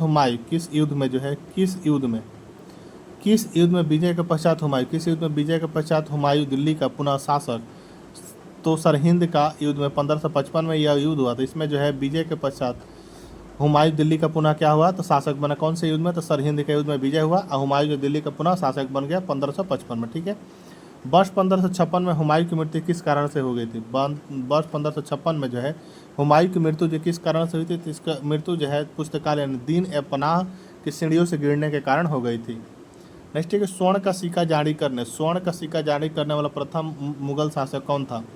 स्वर्ण का जो सिक्का जारी करने वाला प्रथम मुगल शासक कौन था? तो हुमायूं था। शेर शाह सूरी से मिली निर्णायक पराजय के समय हुमायूं का कौन सा भाई उसके साथ था? तो हिंदाल। कौन? तो हिंदाल था। नेक्स्ट है कि हुमायूं के मकबरे का निर्माण उसकी पत्नी हाजी बेगम द्वारा दिल्ली में करवाया गया था। श्वेत संगमरमर से निर्मित भारत का प्रथम दोहरे गुंबद वाला क्या था? तो मकबरा है। ठीक है। नेक्स्ट हम लोग देखेंगे शेर शाह एवं सूरी वंश के बारे में। ठीक है। तो चलिए यह जो शेर शाह से रिलेटेड आपका चार्ट दिया हुआ है। ठीक है। शेर शाह सूरी का साम्राज्य जो आपका 1540 से लेकर आपका 1545 तक रहा। यह जो आपका साम्राज्य का है और यह शेर शाह सूरी का क्या है? तो मार्ग है। ठीक है। यह देख सकते हैं आपका लाहौर रहा, जालंधर रहा, लुधियाना, यह क्या है? तो आपका शेर शाह सूरी का आपका साम्राज्य रहा। कहाँ रहा आपका? तो लाहौर हो गया, जालंधर हो गया, अम्बाला हो गया, लुधियाना, दिल्ली, मथुरा, जोधपुर, चित्तौड़, मरवार, कनौज, इलाहाबाद, बनारस, पटना। ठीक है। ये इसका क्या हो गया? चिन्ह दिया हुआ जिस तरह आपका साम्राज्य हो गया। ठीक है। यहाँ ही क्या शेर शाह सूरी का मार्ग, तो शेर शाह सूरी का मार्ग हो गया आपको देख रहे हैं। ये सब क्या हो गया आपका? जालंधर हो गया, मरवाड़ी, सब क्या है? तो शेर शाह सूरी का मार्ग है। ठीक है। तो आइए चार्ट आप लोग देख लिए। अब आइए इससे रिलेटेड जितने भी प्रश्न दिए हैं सभी को हम लोग कंप्लीट करने का प्रयास करते हैं। जैसे कि दिल्ली में द्वितीय अफगान वंश का संस्थापक कौन था? दिल्ली में द्वितीय अफगान वंश का संस्थापक कौन था? तो शेर शाह सूरी जो है दिल्ली में द्वितीय अफगान वंश का संस्थापक था। शेर शाह का बचपन का नाम क्या था? तो शेर शाह का बचपन का नाम का फरीद खां था। शेर शाह सूरी को शेर खां की उपाधि किसने दी थी? शेर शाह सूरी को जो शेर खां की उपाधि किसने दी थी? तो बहार खां लोहानी यानी मोहम्मद शाह ने दी थी। नेक्स्ट है कि शेर शाह के शासनकाल में भू राजस्व की वसूली की निगरानी करने वाला अधिकारी को क्या कहते थे? शेर शाह के शासनकाल में जो भू राजस्व की वसूली की निगरानी करने वाले अधिकारी को क्या कहते थे? तो मुंसिफ अथवा आमिल के, तो मुंसिफ अथवा आमिल कहा जाता था। कनौज के युद्ध में हुमायूं को पराजित कर, कनौज के युद्ध में हुमायूं को पराजित कर दिल्ली का शासक कौन बना था? तो शेर शाह सूरी। कौन? तो शेर शाह सूरी बना था। नेक्स्ट है कि शेर शाह सूरी का मकबरा कहाँ पर स्थित है? शेर शाह सूरी का मकबरा जो है वह कहाँ पर स्थित है? तो शेर शाह सूरी का मकबरा सासाराम बिहार में स्थित है। नेक्स्ट हमारा कि कृषकों की सहायता के लिए पट्टा एवं कबूलियत की व्यवस्था किस मध्यकालीन भारतीय शासक ने प्रारंभ की थी? तो शेर शाह सूरी ने प्रारंभ की थी। ठीक है।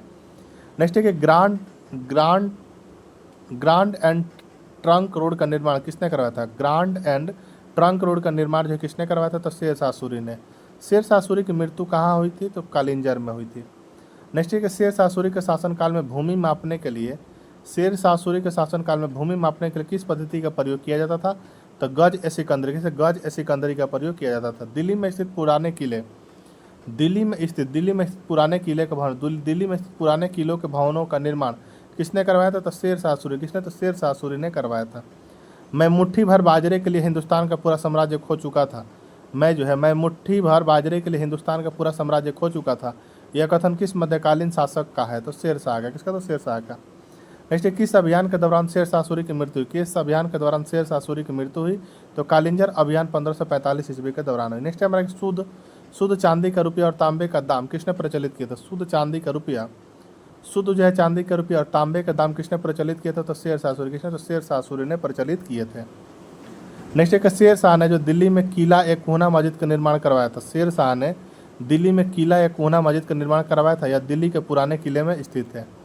नेक्स्ट है कि शेर शाह के बाद उसका उत्तराधिकारी कौन बना? तो इस्लाम शाही। कौन? तो इस्लाम शाही बना। शेर शाह के शासन में उपज का कितना भाग राज्य को देना पड़ता था? शेर शाह का जो है शासन में उपज का कितना भाग राज्य को देना पड़ता था? तो 1/3 भाग देना पड़ता था। नेक्स्ट है कि रुपये का प्रचलन करने वाला पहला शासक कौन था? तो शेर शाह जो रुपये का प्रचलन करने वाला क्या था? तो पहला शासक था।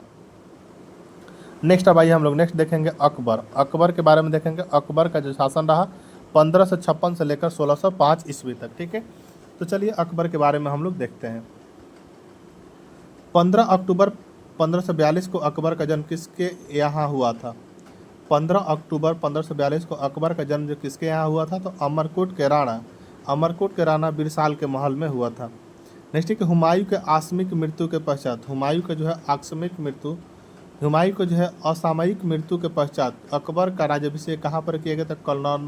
कलनौर पंजाब में किया गया। अकबर ने अपने संरक्षक बैरम खां को कौन सी उपाधि प्रदान की थी? तो खाना की उपाधि प्रदान की थी।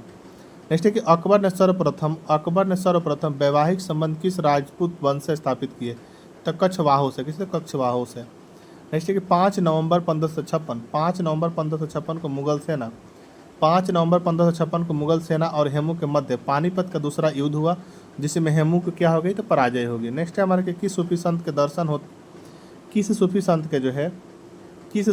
के दर्शन हेतु अकबर उसके दरबार अजमेर जाया करता था। किस सूफी संत के दर्शन हेतु अकबर जिसका दरबार अजमेर जाया करता था? तो ख्वाजा मोइनुद्दीन चिश्ती के। किसके? तो ख्वाजा मोइनुद्दीन चिश्ती के। नेक्स्ट है कि अकबर के शासनकाल में प्रचलित भू राजस्व व्यवस्था एक प्रसिद्ध नीति आइन ए दहसाला पद्धति किसके द्वारा स्थापित की गई थी? तो टोडरमल के द्वारा स्थापित की गई थी।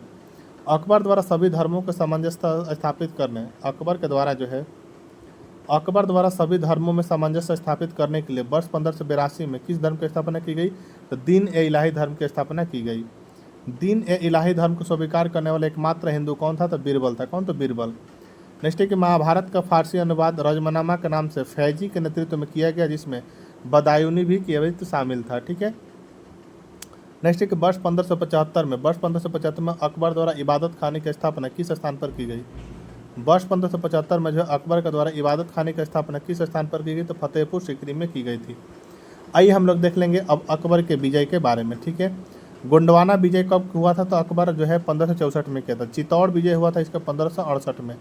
कालिंजर विजय 1569, आमेर संधि 1562, मारवाड़ संधि 1570, हल्दी घाटी के युद्ध 1576, असीरगढ़ का युद्ध कब तो 1601 ईस्वी में। ठीक है। अकबर के समकालीन शासक कौन थे, इसके बारे में हम लोग देख लेते हैं। इंग्लैंड में जो अकबर के समकालीन शासक महारानी एलिजाबेथ थी, जिनका कार्यकाल 1558 से 1603 था। फ्रांस में आपका सम्राट हेनरी था, जो कि सम्राट हेनरी 4, सम्राट हेनरी 4 यानी 4 बोल सकते हैं, 1553 से 1610 का कार्यकाल रहा। ईरान में जो है अकबर के समकालीन शाह अब्बास था, जिसका शासन 1588 से 1629 रहा। रूस में जो है जारीवान वेसिलिएविच था, जिसका कार्यकाल 1530 से 1584 ईस्वी रहा। ठीक है। अकबर ने बंगाल तथा बिहार को किस वर्ष मुगल साम्राज्य में सम्मिलित किया? अकबर ने बंगाल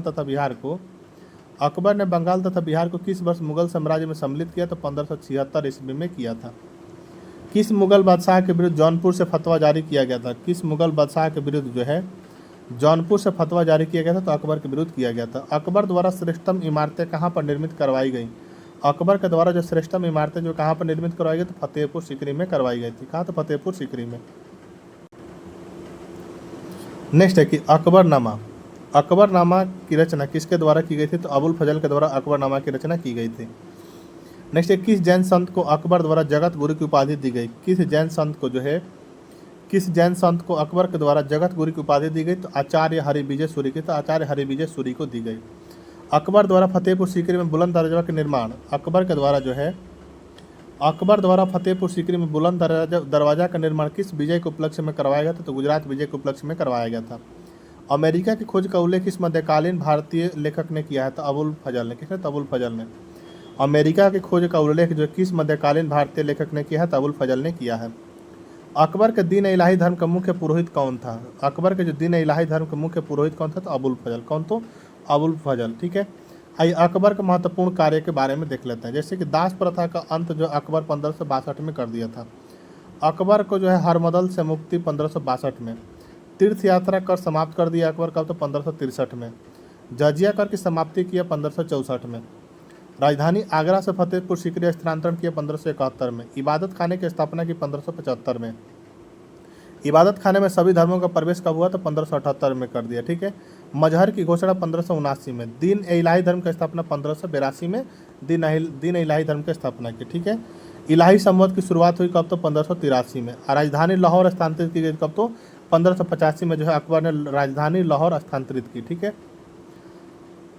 प्रसिद्ध चित्रकार जो दसवंत थे किस मुगल सम्राट से संबंधित थे? प्रसिद्ध चित्रकार दसवंत किस मुगल सम्राट दरबार से संबंधित है? तो यह जो अकबर से। जब्ती प्रणाली किस मुगल शासक के द्वारा प्रारंभ की गई? तो जब्ती प्रणाली जो है किस मुगल शासक द्वारा प्रारंभ की गई थी? तो अकबर के द्वारा प्रारंभ की गई थी। 1576 में मेवाड़ के शासक महाराणा प्रताप तथा अकबर के सेनापति मानसिंह के मध्य हल्दी घाटी का युद्ध हुआ, जिसमें महाराणा प्रताप की क्या हुई? तो पराजय हुई। वर्ष 1601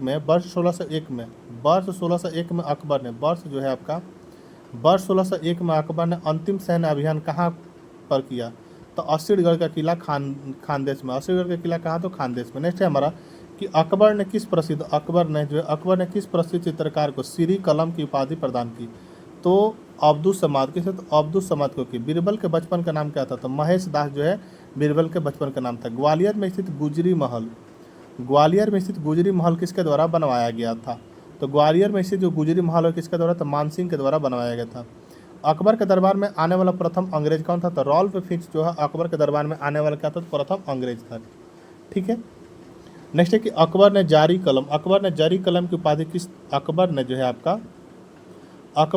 कलम की उपाधि किसे प्रदान की थी? तो मोहम्मद हुसैन को प्रदान की थी। लीलावती नामक गणित की पुस्तक फारसी भाषा में अनुवाद किसने किया था? तो फैजी ने किया था। नेक्स्ट है कि ईस्ट इंडिया कंपनी की स्थापना के समय भारत का शासक कौन था? तो अकबर। जो ईस्ट इंडिया कंपनी के समय भारत का शासक कौन था? तो अकबर था। अबुल फजल की हत्या किसके द्वारा करवाई गई थी? अबुल फजल की हत्या जो किसके द्वारा करवाई गई थी? तो जहांगीर के द्वारा जो अबुल फजल की हत्या करवाई गई थी। नेक्स्ट है कि वर्ष 1582 में टोडरमल में जो है टोडरमल को कौन सा पद दिया गया था? तो दीवाने अशरफ को दिया गया था। नेक्स्ट है कि सुलह ए कुल सिद्धांत का प्रतिपादन किस मुगल बादशाह सुलह ए कुल सिद्धांत के प्रतिपादक जो है मुगल बादशाह कौन था? तो अकबर। नेक्स्ट है कि अकबर के दरबार के जो है सुलेखकार, अकबर के दरबार के जो सुलेखकार का नाम क्या है, जिसे जरीन कलम या स्वर्ण कलम के नाम से सम्मानित किया गया था? तो मोहम्मद हुसैन है। नेक्स्ट है कि अकबर ने शेर शाह द्वारा अपनाई गई चेहरा पद्धति और अलाउद्दीन खिलजी के द्वारा अपनाई गई दाग पद्धति का उपयोग अपनी सैन्य व्यवस्था को मजबूत बनाने हेतु किया था। ठीक है। नेक्स्ट अब हम लोग देख लेते हैं आपका अकबर के नवरत्नों के बारे में। अकबर के नवरत्न में आपका बीरबल हो गया। सबसे पहले बीरबल जो है कि कवि प्रिय, ठीक है। नवरत्नों में सबसे बुद्धिमान माना जाता था। इनका जन्म 1528 में काल्पी के एक ब्राह्मण परिवार में हुआ था। अबुल फजल जो है ये जो है सूफी शेख मुबारक के पुत्र थे। इनका जन्म 1550 ईस्वी में हुआ था। इन्होंने अकबरनामा एवं आईन अकबरी जैसे महत्वपूर्ण ग्रंथों की रचना की।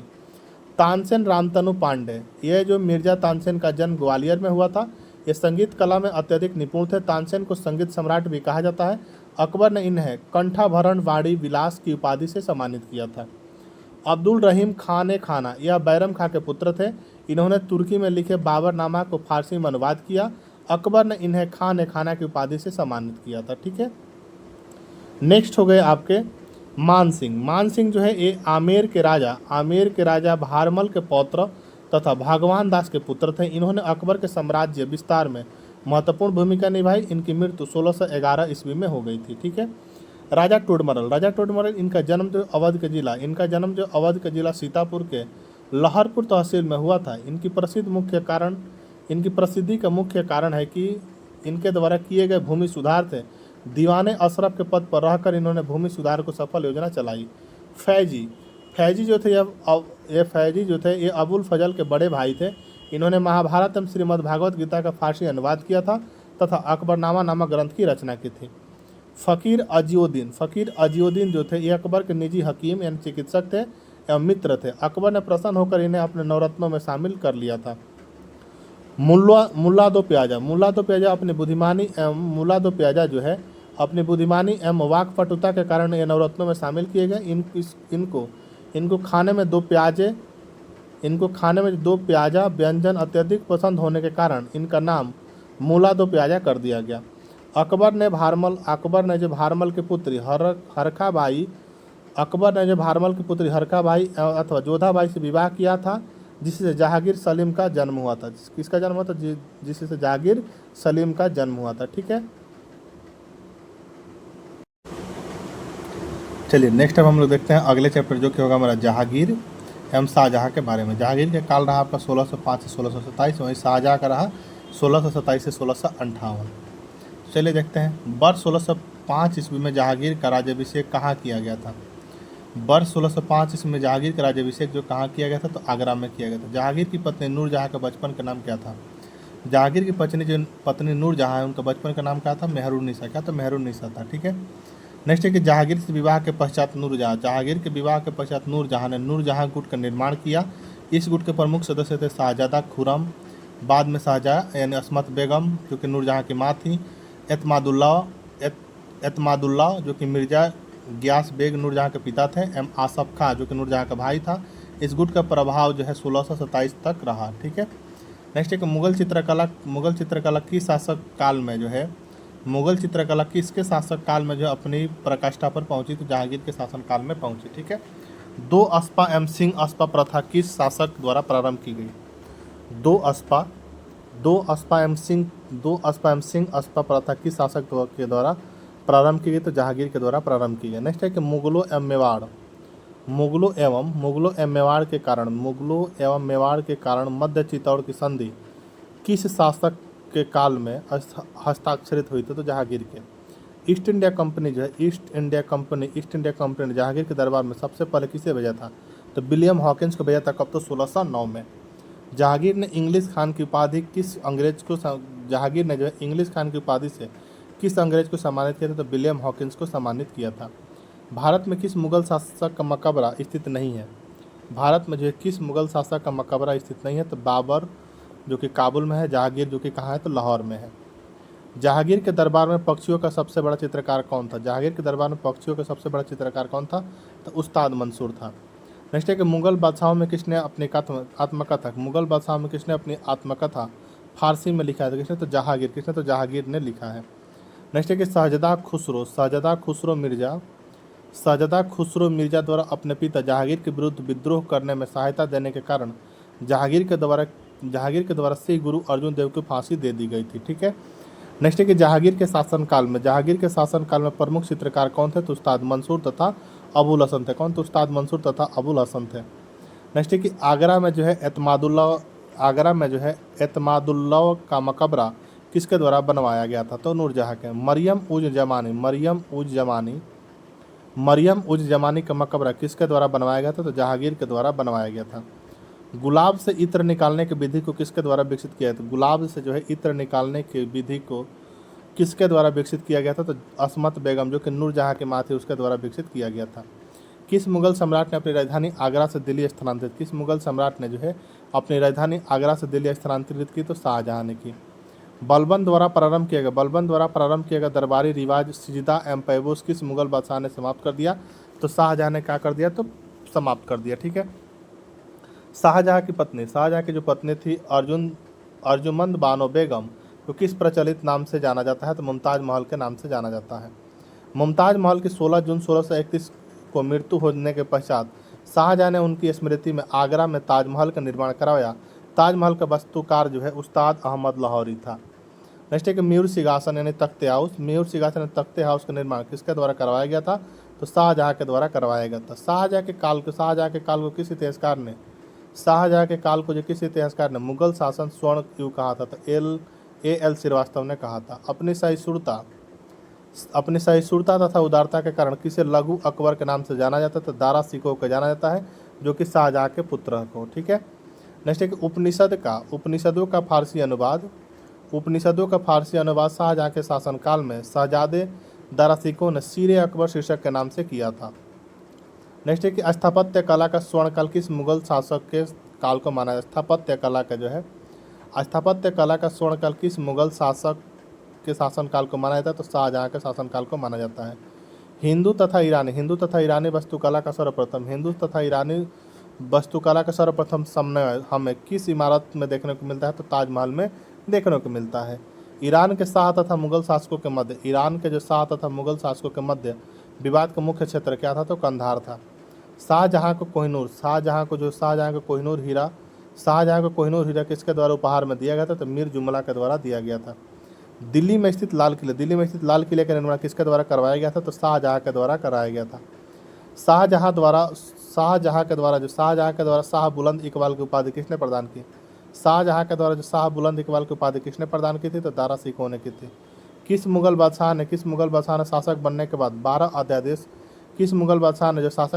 12 अध्यादेश जारी किए थे? तो किसने? तो जहांगीर ने जारी किए थे। नेक्स्ट अब हम लोग देखेंगे जो कि होगा औरंगजेब के बारे में। ठीक है। तो चलिए औरंगजेब से रिलेटेड जितने भी प्रश्न दिए हुए हैं।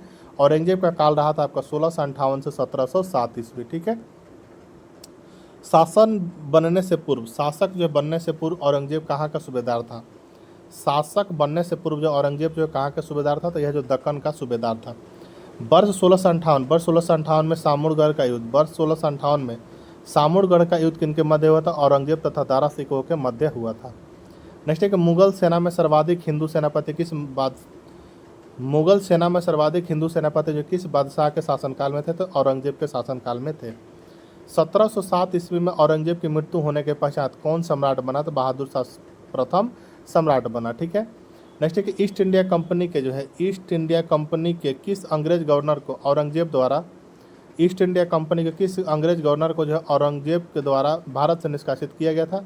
तो सर जॉन चाइल्ड को किया गया था।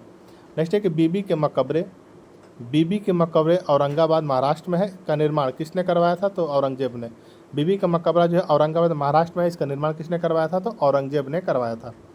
किस मुगल शहजादे ने श्रीनगर यानी गढ़वाल राज्य में आश्रय लिया था? तो सुलेमान सिकोह ने लिया था। किस मुगल बादशाह को जिंदा पीर कहा जाता है? तो औरंगजेब को क्या? तो जिंदा पीर कहा जाता है। औरंगजेब ने बीजापुर की विजय किस वर्ष की थी? औरंगजेब ने जो है बीजापुर की विजय किस वर्ष की थी? तो 1686 में की थी। 1665 ईस्वी में शिवाजी ने किस मुगल सेनापति के साथ पुरंदर की संधि हस्ताक्षर किए थे? तो जय सिंह के साथ किए थे। आइए मुगल कालीन के भू राजस्व प्रणाली के बारे में देख लेते हैं। जैसे कि खेत बटाई, यानी खेत में ही अनाज को क्या कर देना, तो खेत बटाई, खेत बटाई था। तो खेत बटाई में क्या होता है, खेत में ही अनाज का बंटवारा कर देना। लंक बटाई, लंक बटाई मतलब अनाज को खलिहान से लाकर बिना भूसा निकाले बटाई। और रास बटाई में क्या था, अनाज से भूसा निकालकर बटाई होता था। ठीक है। आइए शासक एवं वजीर एवं वकील के बारे में। जैसे बाबर के शासक के समय वजीर एवं वकील कौन थे, तो मेहदी ख्वाजा। हुमायूं के समय निजामुद्दीन अहमद एवं हिंदू बेग थे। अकबर के समय बैरम खान सर्वाधिक शक्तिशाली। जहांगीर यहाँ पद रिक्त था, वजीर या वकील कोई नहीं था। शाहजहां के समय यह पद समाप्त हो गया था। ठीक है। जजिया कर जो किस मुगल शासक काल में पुनः लगाया गया था?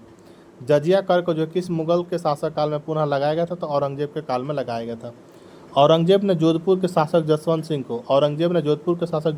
को 1658 ईस्वी में धर्मत के युद्ध में पराजित किया था। धर्मत किस राज्य में स्थित है? तो धर्मत जो मध्य प्रदेश के उज्जैन में स्थित है। किस मुगल बादशाह का राज्याभिषेक 2 बार हुआ? किस मुगल बादशाह का राज्याभिषेक क्या हुआ था? 2 बार हुआ था। तो औरंगजेब का राज्याभिषेक क्या हुआ था? 2 बार हुआ था। औरंगजेब द्वारा चलाए गए जिहाद का क्या अर्थ है? तो दारुल इस्लामी। क्या? तो दारुल इस्लामी है जिहाद का अर्थ। नेक्स्ट है कि औरंगजेब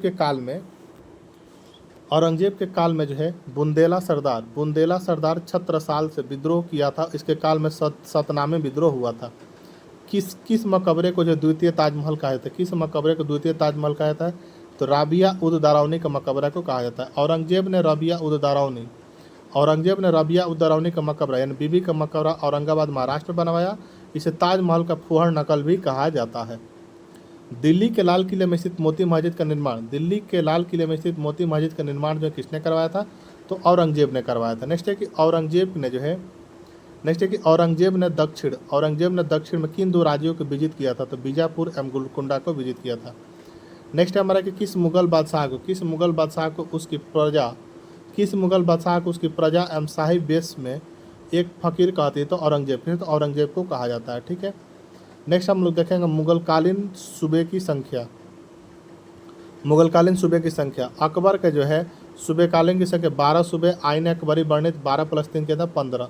नए जुड़े कौन? तो 3 बरार, खानदेश एवं अहमदनगर जुड़े थे, जो कि आपका 15 हो गए थे। ठीक है। जहांगीर के समय 15 सूबे थे। कांगड़ा को जीतकर लाहौर सूबे में मिलाया। और शाहजहां के समय कितने सूबे की संख्या थी? तो 18 सूबे की संख्या थी, जिसमें 3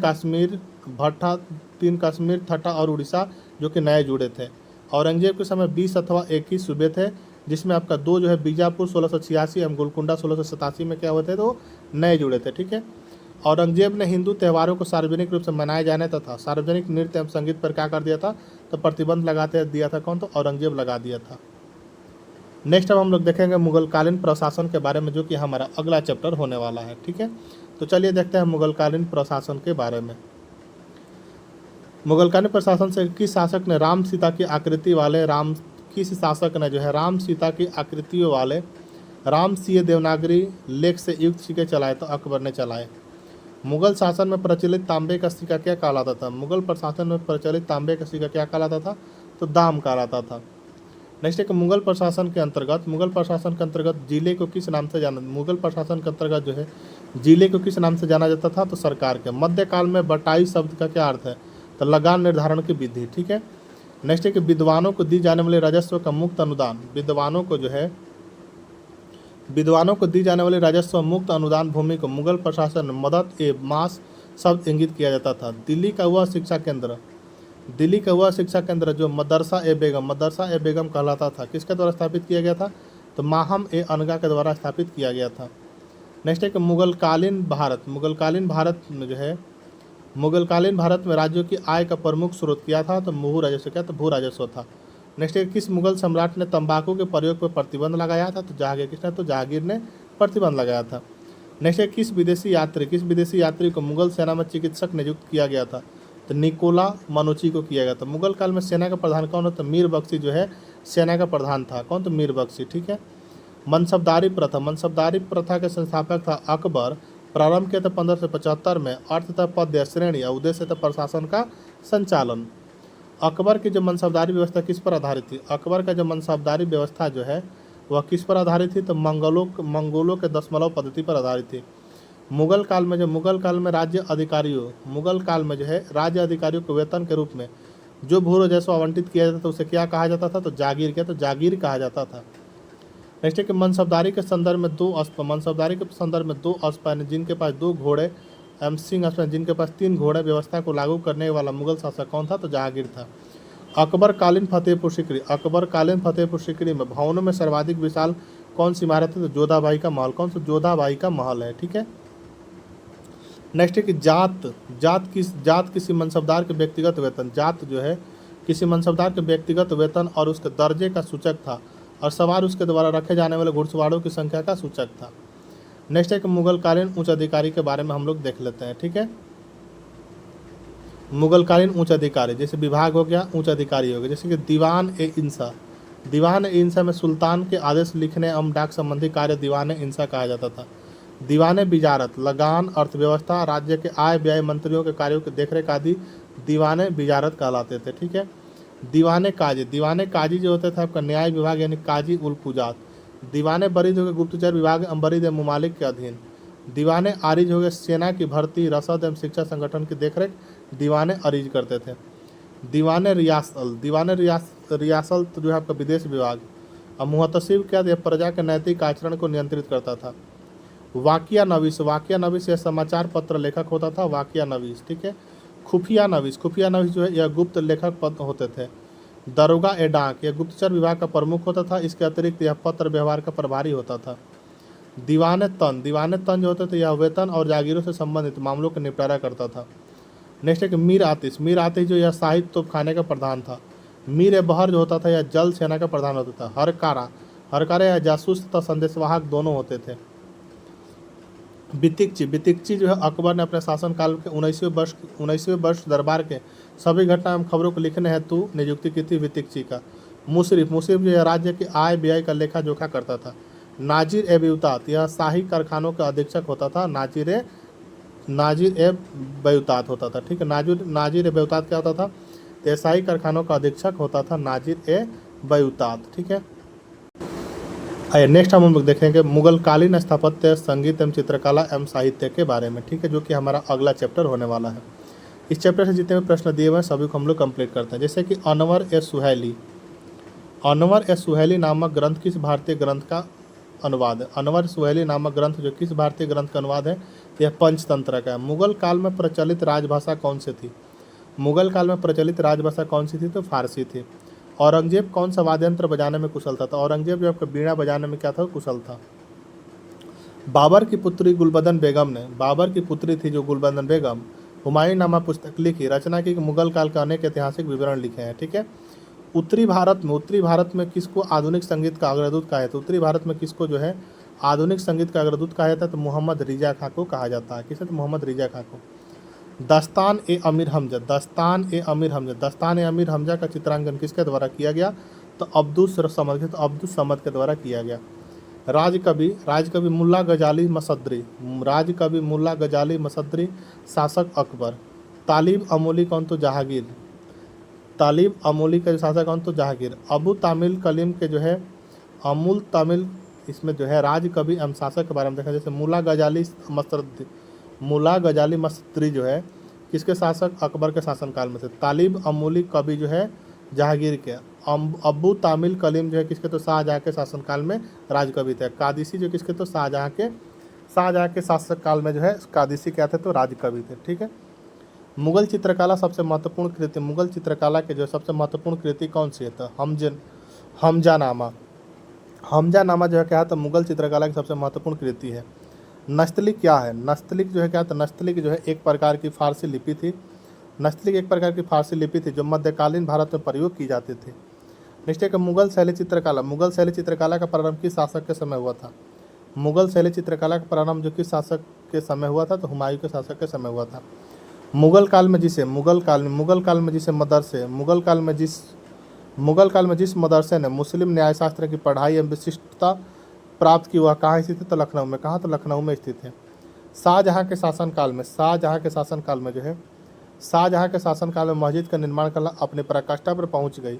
इसके 2 उत्कृष्ट उदाहरणों में से पहली आगरा के किले की मोती मस्जिद जो कि ताजमहल की तरह संगमरमर की बनी हुई थी बनी हुई है, और दूसरी लाल बलुआ पत्थर से बनी हुई दिल्ली का जामा मस्जिद, जिसमें एक विशालकाय दरवाज़ा, ऊंची पतले मीनारे और अनेक गुंबद इस मस्जिद के मुख्य विशेषता है। ठीक है, नेक्स्ट है कि मुगल का एकमात्र गुंबद विहीन मकबरा कौन सा है? मुगल का जो एकमात्र गुंबद विहीन मकबरा जो है कौन सा है? तो अकबर का मकबरा, जो कि सिकंदरा कहाँ, तो आगरा में स्थित है। ठीक है, आइए अब हम लोग नेक्स्ट देख लेते हैं मुगल कालीन स्थापत्य के प्रमुख उदाहरण के बारे में। ठीक है, जैसे शेर शाह का मकबरा सासाराम बिहार में, ये शासक थे कौन, तो आपका शेर शाह। हुमायूं का मकबरा बना था दिल्ली में है, हाजी बेगम शासक थे। ठीक है, जहांगीर का महल फतेहपुर सीकरी में है, शासक अकबर। जहांगीर का महल कहाँ, तो आगरा में है, शासक अकबर। अकबरी महल स्थान आपका आगरा, शासक अकबर। आगरा का किला कहाँ, तो आगरा में ही स्थित है, शासक कौन थे, तो अकबर थे। ठीक है, वहीं आपका दीवाने आम जो है फतेहपुर सीकरी में है, शासक अकबर हो गए। दीवाने खास फतेहपुर सीकरी में है, अकबर। पंचमहल यानी हवा महल फतेहपुर सीकरी, शासक अकबर। मरियम महल फतेहपुर सीकरी, शासक अकबर। जमा मस्जिद फतेहपुर सीकरी, शासक अकबर। तुर्की सुल्तान का महल फतेहपुर सीकरी, और किस शासक हो गए, अकबर। ठीक है, बुलंद दरवाज़ा कहाँ है, तो आपका फतेहपुर सीकरी में है, किसने, तो अकबर। अकबर का मकबरा कहाँ, तो सिकंदरा में है, कि शासनकाल किसके शासनकाल, तो जहांगीर। एतमादुल्ला का मकबरा आपका आगरा, नूरजहाँ। जहांगीर का मकबरा शाहदरा लाहौर, नूरजहाँ के समय। ठीक है, दीवाने खास आगरा, शाहजहाँ। दीवाने आजम कहाँ है, तो आगरा में है, शाहजहाँ के लिए। ठीक है, शीश महल कहाँ है, तो आगरा, शाहजहाँ के समय। ठीक है, नेक्स्ट है कि खास महल आगरा, शाहजहाँ। नगीना मस्जिद कहाँ, तो आगरा, शाहजहाँ के समय। ठीक है, जामा मस्जिद आगरा, शाहजहाँ। मक्खी भवन आगरा, शाहजहाँ। लाल किला दिल्ली, किसने, तो शाहजहाँ ने। ठीक है, वहीं जो है आपका मोती मस्जिद कहाँ है, तो मोती मस्जिद भी जो है आपका आगरा में है, किसके शासनकाल, शाहजहाँ। जहानाबाद कहाँ है, तो दिल्ली, शासनकाल आपका शाहजहाँ। जामा मस्जिद कहाँ, दिल्ली में स्थित है, शासन शाहजहाँ का। दीवाने आम दिल्ली, शासक शाहजहाँ। दीवाने खास दिल्ली, शासक आपका शाहजहाँ। ठीक है, तो इसको आप लोग जो है अगर आप याद कर सकते हैं तो याद रखिएगा। ठीक है, आइए अब हम लोग देख लेते हैं मुगलकालीन साहित्य के बारे में। जैसे पुस्तक रामायण का जो है भाषा आपका फारसी में, जिसने यह इसी किया था, आपका अनुवाद किया था बदायूं। ठीक है, भगवत गीता फारसी में, मुगलकालीन साहित्य भगवत गीता फारसी में, राजा लेखक का नाम क्या है, तो राजा टोडरमल। ठीक है, रामायण का बदायूं ने। युग विशिष्ट भाषा फारसी में है, लेखक का नाम दारा सिकोह। अथर्ववेद फारसी में, लेखक का नाम सरहिंदी। पंचतंत्र फारसी में, लेखक का नाम मौलाना शाह मोहम्मद शाहबादी। ठीक है, लीलावती जो है फारसी में, यह लेखक फैजी। कालिया दमन, यह भी भाषा फारसी में है, लेखक है इसके अबुल फजल। 52 उपनिषद फारसी में, लेखक दारा सिकोह। अकबरनामा फारसी में, लेखक अबुल फजल। बाबरनामा हो गया आपका फारसी में, लेखक अब्दुल रहीम ए खाना। नेक्स्ट है हुमायूंनामा आपका फारसी में, लेखक गुलबदन बेगम। तुजू के बाबरनामा तुर्की में लिखा गया है, लेखक हैं बाबर। तुजू के जहांगीरी फारसी में लिखा गया है, जहांगीर मौतमद खां या मोहम्मद हादी इसके लेखक हैं। मुंतखब उल तवारिक फारसी में, अब्दुल कादिर बदायूनी। इकबाल नामा ए जहांगीरी फारसी में, मोतमिद खां बख्शी। मासिरे जहांगीरी फारसी में, ख्वाजा कामगर। ठीक है, तबकात ए अकबरी फारसी में लिखा गया है, लेखक है निजामुद्दीन अहमद। शाहजनामा लिखा गया है फारसी में, लेखक है इनायत खां। नुस्खा ए दिलखुश फारसी में लिखा गया है, लेखक है आपके खफी खां। आलमगीरनामा फारसी में लिखा गया है, लेखक है मिर्जा मोहम्मद कासिम। मासिर ए आलमगीरी फारसी में लिखा गया है, साकिब मुस्तैद खान इसके लेखक है। फतवा ए आलमगीरी लिखा गया फारसी में, इसके लेखक है शेख निजामुद्दीन अहमद। बादशाहनामा लिखा गया फारसी में, लेखक है मोहम्मद अमीन। ठीक है, नेक्स्ट है कि जहांगीर के शासनकाल के अंतिम वर्षों में केवल संगमरमर की इमारतें बनवाने और दीवारों को अर्धमूल्यवान पत्थरों से बनी फूल पत्तियों की आकृतियों से सजाने का चलन आरंभ हुआ। सजावट इस पद्धति का पित्रादुरा कहते हैं।